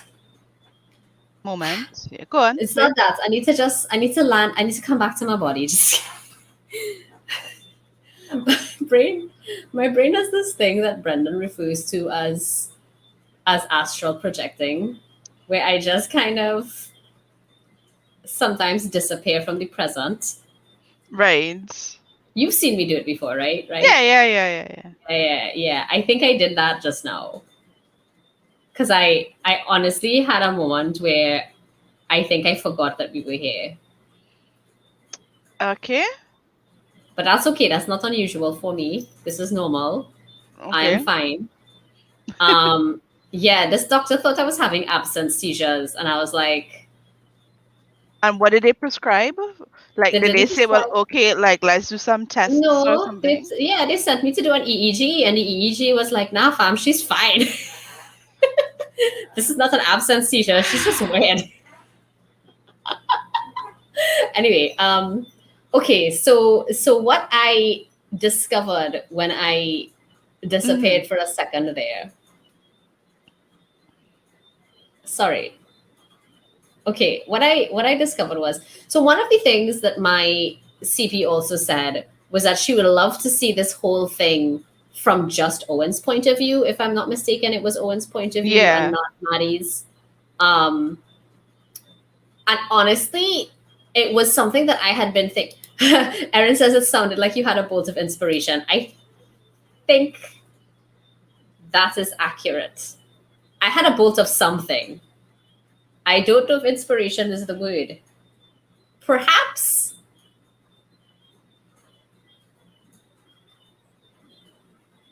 Sure, let's go with that. Let's go with that. Yeah. So she said that about Owen's point of view. And I actually thought about that as well when I was doing the self-edits. I started writing something I started writing two somethings actually. So one was something that was almost exclusively Maddie's point of view, and one was something that was almost exclusively Owen's point of view. And I found myself a little bit more interested in writing strictly Owen's point of view because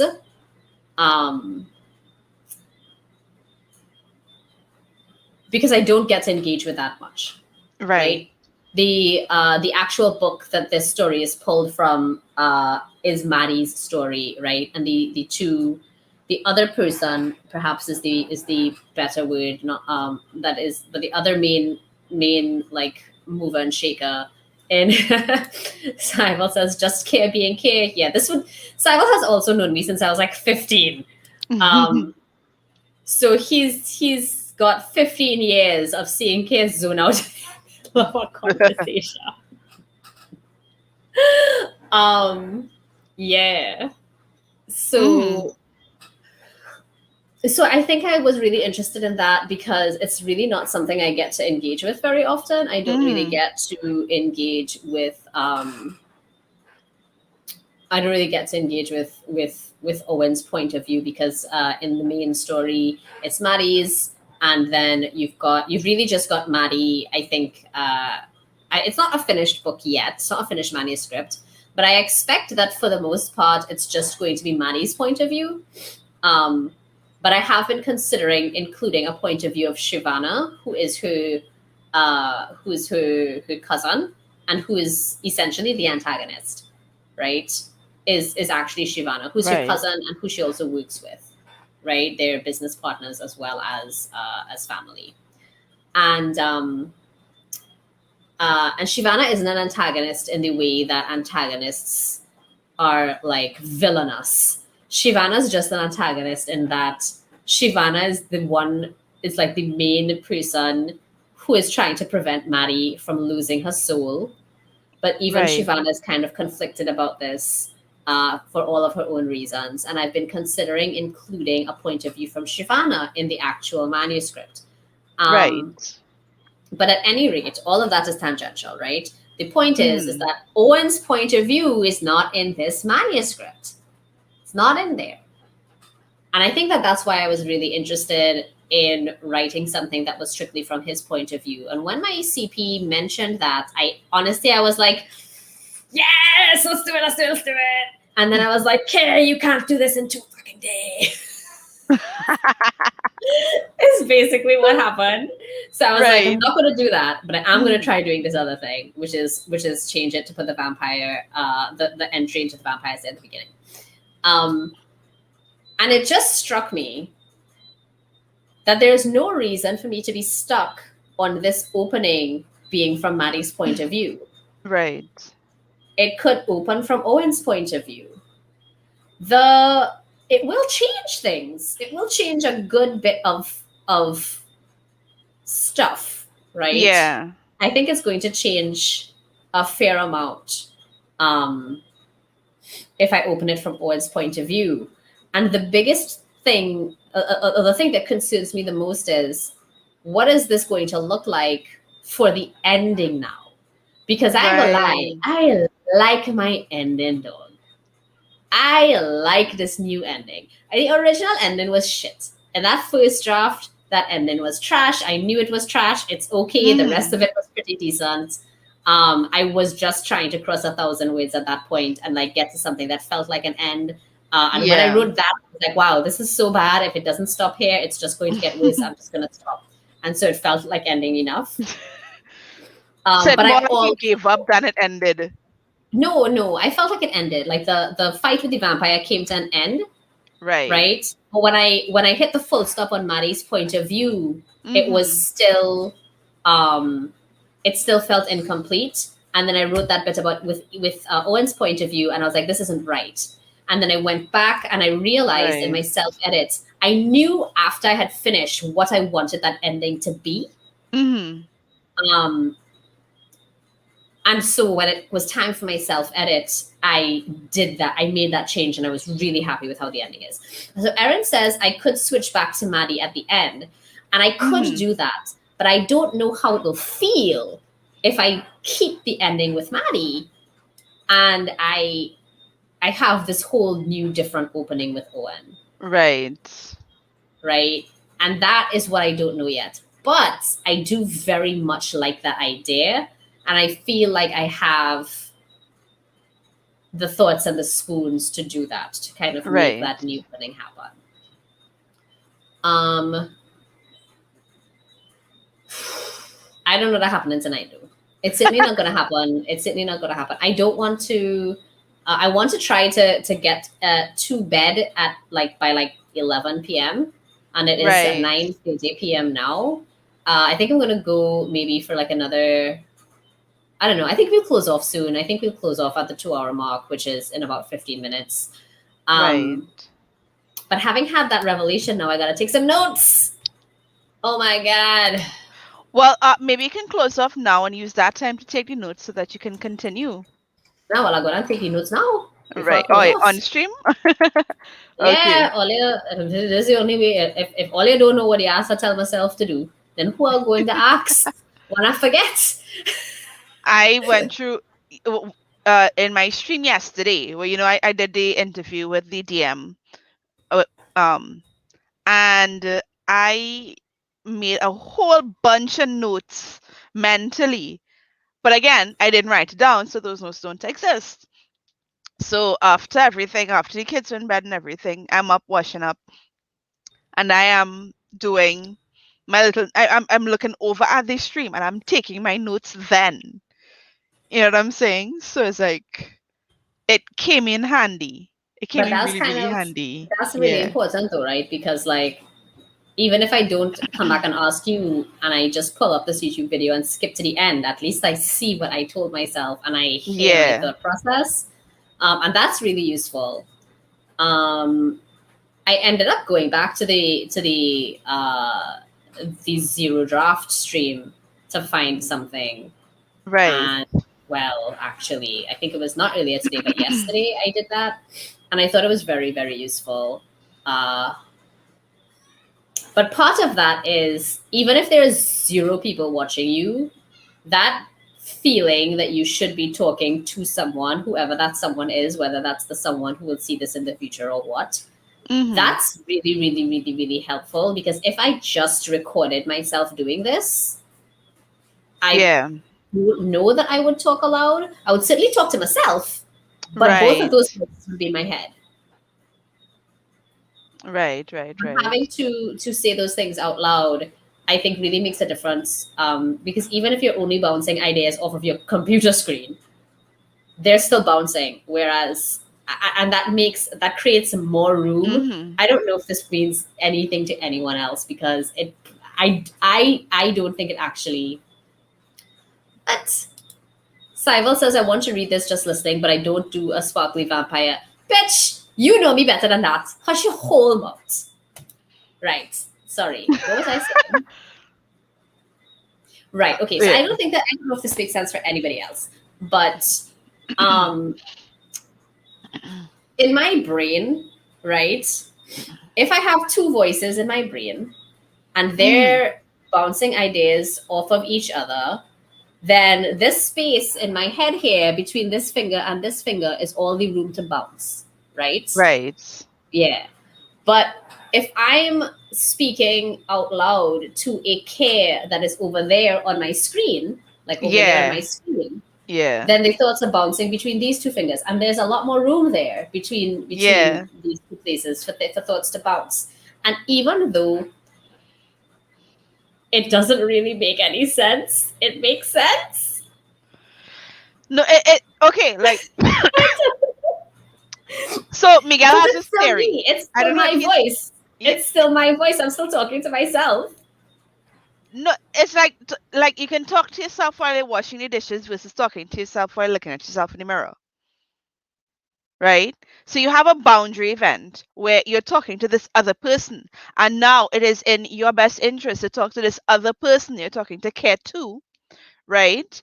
And therefore you owe it to care to communicate properly.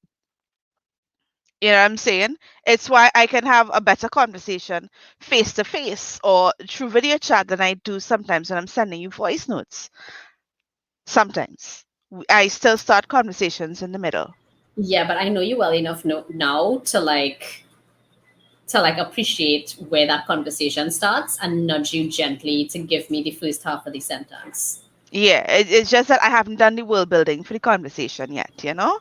I just started in the middle of the action. Is the dirt sterile, Talia? It is, it is. It's not sacred, but it's sterile. This is another joke that we may have to explain to the human beings watching. But I will leave that to you while I take my notes. Yeah, this is a project, a sci-fi project that I had in mind. And it was about, you know, different cultures and so on. But if you're leaving the planet and you have to be buried with your sacred dirt, but you have to sterilize the dirt before you go over so you don't, you know, or do you take your microbes with you or do you not? But if you sterilize it, you know, like, are you taking sterile dirt? Is the dirt sterile? And there was like the, you know, that moment, you know, that Bollywood moment where everybody's reactions are recorded, you know? Yeah, that was that one. So that was for us. It's you know, keeping. I just had a you moment. Like, what was I saying? Yeah, dog. Yeah. Um. It's like the opposite of a boundary event where you know where you pass through a doorway, you go through an event and you go through the boundary event, and you forget what you're there for. So it's like the opposite of that. You are having this conversation, and because you both have to, you have to put your thoughts in an order. You have to make it comprehensible, and you have to make sure that you've mentioned what you need to say in order for this nugget to make sense, so that you know you're not just like okay, like what, like I have really good conversations with you because you're like, okay, what are you talking about? I'm like, oh, I didn't foreshadow this, or I didn't set the scene for this. I didn't do all of that. I don't. What's that? What's in there? Or Game of Thrones, though I didn't watch it after I hear so much about its ending. P.S. I know you're a much better writer than that. All your whole ass on hips too. But me, I had no set of hips to hold on the dog, but I go try. I could give you plenty of ass and hips. I could give you some Well, of that. you hold it then. You hold it. I go haul it. I go haul You it. go hold it. Yeah. Yeah. Yeah. I have I'm setting up for tomorrow. Tomorrow might not be like a type on computer day. I think tomorrow is a flashcard day where you know I just do what I'm told. You know. What? Tomorrow is my remember I'm doing the 10-day outline. No. I know, but I don't know. Is the I do what I'm told thing? I don't understand. I am doing what I'm told. I'm doing the days. You know, the day one, the day two, the day three, and I'm doing each individual step, whether I think it's applicable or not. So while the author prefers, like I would have, like personally, putting it on flashcards and then reordering them. I would have done that like digitally, digital flashcards, and then like move up, move down, move it sideways, whatever needs to be done. But I'm doing it manually because he says he prefers it and he thinks it's better. So, yeah. Ooh. We have.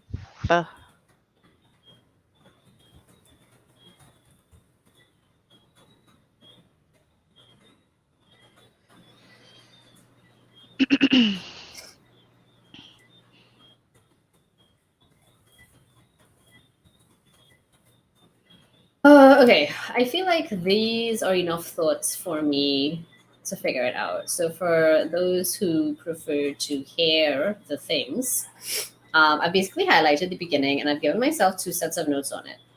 The first is actually the bottom here, because I think that this is my secondary note to myself if it doesn't work out with the Owen POV, right? And Right. that's if this stays with Maddie's point of view, I need to shine this up by rewriting the opening to include the haunting feeling that the original opening held, but maintain the setting of being outside the vampire's den. And the one question that I need to remind myself to answer is, do I want to keep emphasizing that this is not normal for Maddie, and that is that she's about to encounter a vampire and not a Sukuya, right? Do I want to do that, or does that not matter for this? Yeah. There is a part of me that feels like it is important, because in standard urban fantasy or paranormal work, where there is a vampire, the vampire is a norm. That is a normal thing that people who engage with the paranormal world engage with, right? For the most part, at any rate. But it's not normal for this. And in fact, one of the reasons that it is so dangerous is because this is not a normal thing for Maddie to deal with. So while there are certainly commonalities between the vampire and the Sukuya, this is different for Maddie, and that's what makes it that much more risky, and what makes this that much like that little bit more reckless as well. So I don't know.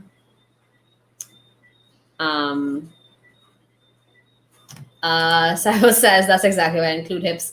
Just happy to hear you never stop writing. I did stop writing for a long time. For several years, I barely wrote anything at all. And I only started writing again maybe 2017 or 18, I think. And around that time, in fact, is when I wrote the first draft of not the first draft of the whole book, like the first couple chapters of the first draft of the first couple chapters of the book that this story got pulled from, or the characters in the world that this story got pulled from, and that's what I wrote.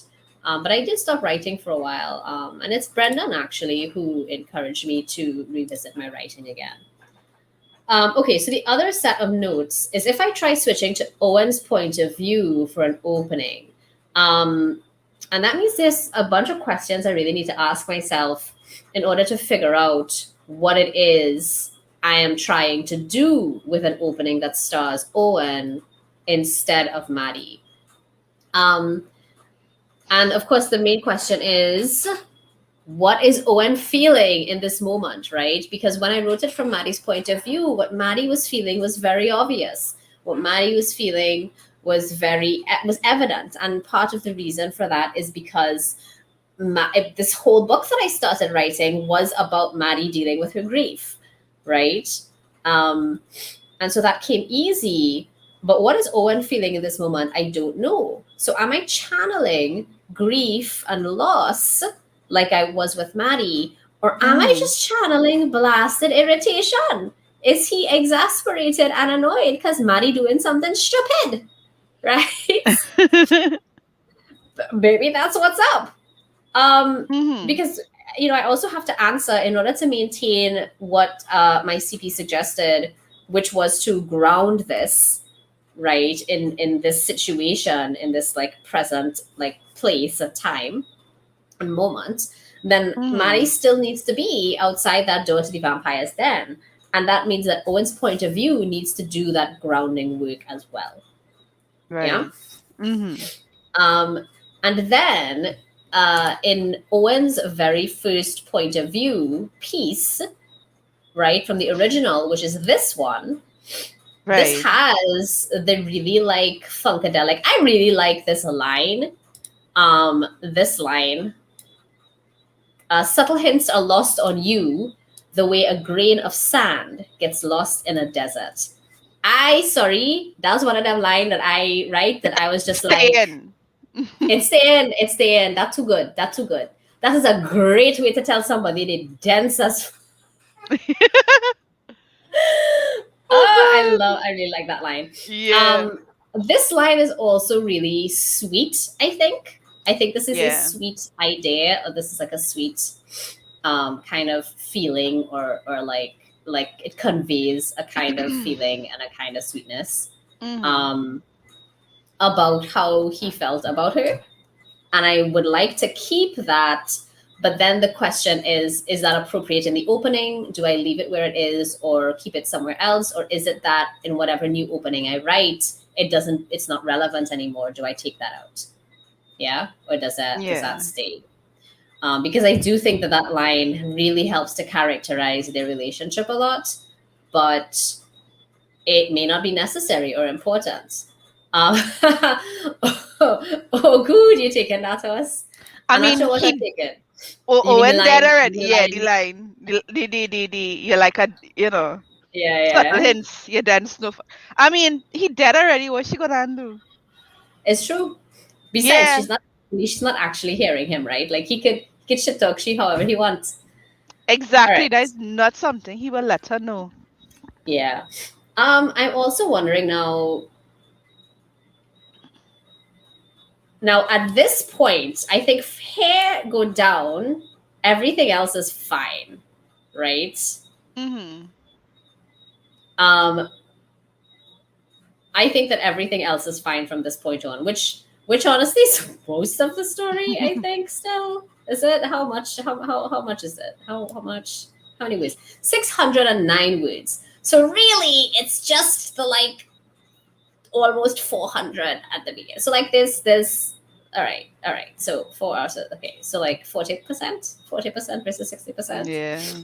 All right. So this, I think from here down, I might be able to. Now the thing is, it might not. I might end up having to change it because it doesn't really like maintain that kind of logical flow of emotions and whatnot that I was harping on about earlier. So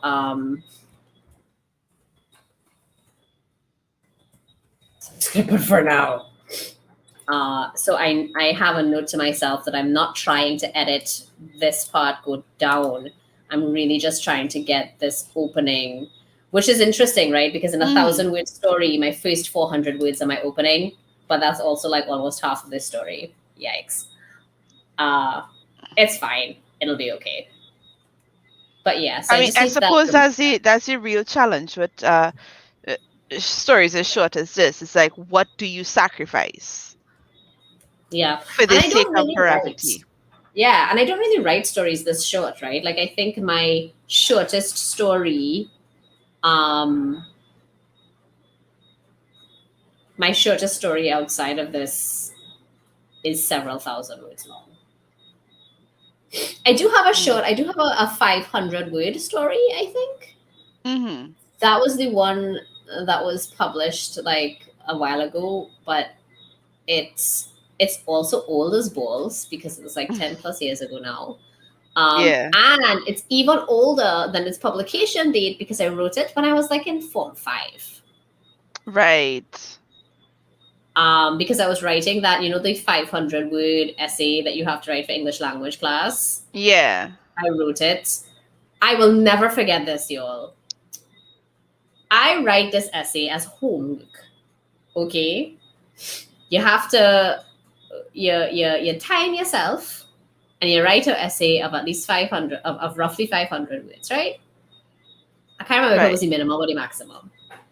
But a 500-word essay. You time yourself at home and you submit that as your homework, right? So I time myself at home and I write the essay and I submitted it as homework. And I got 24 out of 25. Okay. No, it gets worse. It gets worse. It gets worse. There are no comments on it, you know. There Just are no this one comments on missing it. point. Just this one missing point. So I go to the That teacher. used to aggravate me. Dog, I go to the teacher. It was Mrs. Bass then. I will never forget. I will never forget. I go to the teacher. And I'm like, Miss, what I lose the point for? Because tell me, say nothing, right? Is punctuation? Did I repeat myself too much in so many sentences? Is it too long? Is it too short? What lose my point for? Did I not use literary language? Like what? Why did I lose a point? You know what this woman tell me? What?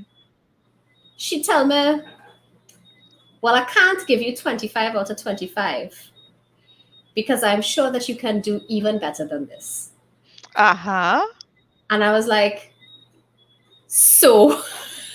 Let me see if we had the same reaction. Let me see if we had the same comment, the same clap back. No, we didn't, because I think you did tell me this story. I was too baffled, and also I like this teacher. This teacher and I had a good relationship, right?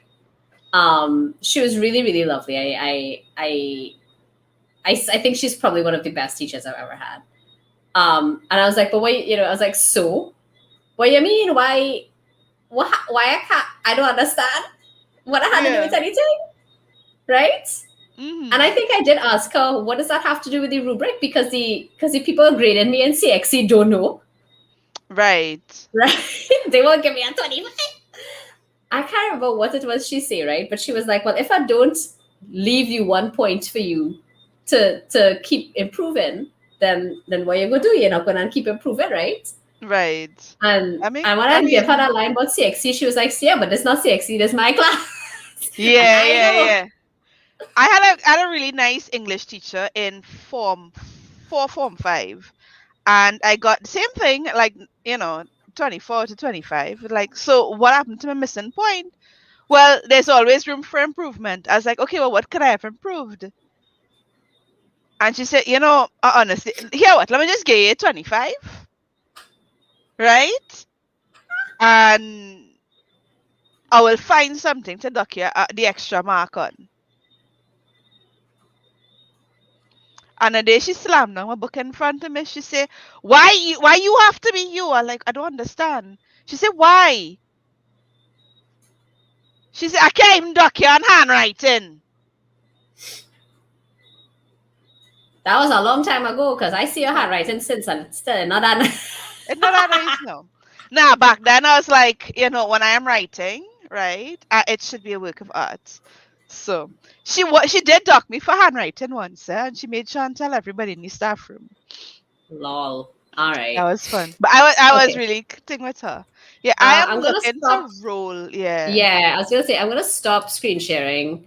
Because I think I'm gonna wrap up now. I do have to edit this though. Like all I've done today is talk shit and make a couple notes and decide I want to try the thing that my CP say to try.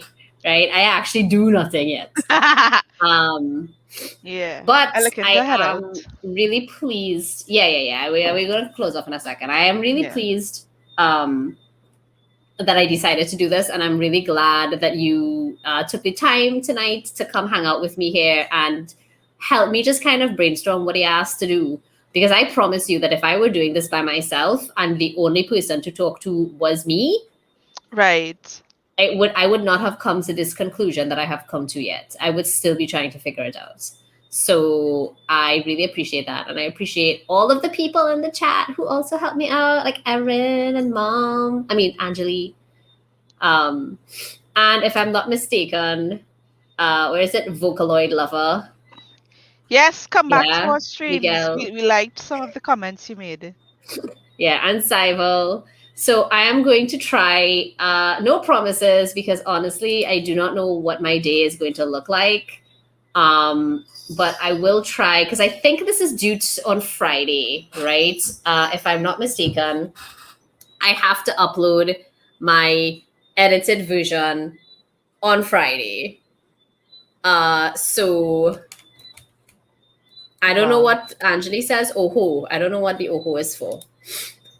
But I have to upload my edited version on Friday, if I recall correctly, which means that I better finish this thing tomorrow. Oh Lord. And I'm teaching a class from 6 to 7, and then I'm also teaching a class from 9 to 10 tomorrow, which means that either I do this in the middle of the day, around like 1 o'clock, somewhere between like 12 and like 5, or I like chuck in between 7 and 9, which I think that trying to chuck this in between 7 and 9 is a recipe for disaster, because I'm going to need that time to just recoup in order to teach both of those classes. So I feel like more than likely I will stream my actual editing, just solo me, without without the aid and attention and help of others. For documentation purposes, I guess, between 12 and 5. So I may do that tomorrow. I may not stream at all. I may just decide to do it solo. It really depends on my mood. But I like the documentation process because it's really been helping me to like go back and see how I dealt with things and how I managed, and kind of what were the moments that unlocked my thoughts and my thought processes. And having to talk about that out loud to other human beings or just to myself has been really, really helpful. So I may stream it, I may not, we'll see, but I think I'm definitely going to work on it tomorrow. If I don't get to work on it tomorrow, well, we go see what happens. Because it not happening Friday. Friday is a mess. I am working from like 7 a.m. to 7 p.m. So unless I do this Friday night, at which point I think it's technically going to be late,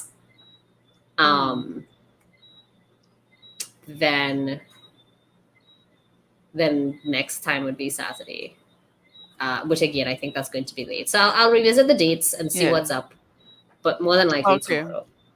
Okay, so that was a very long goodbye, but the point is, goodbye. Bye.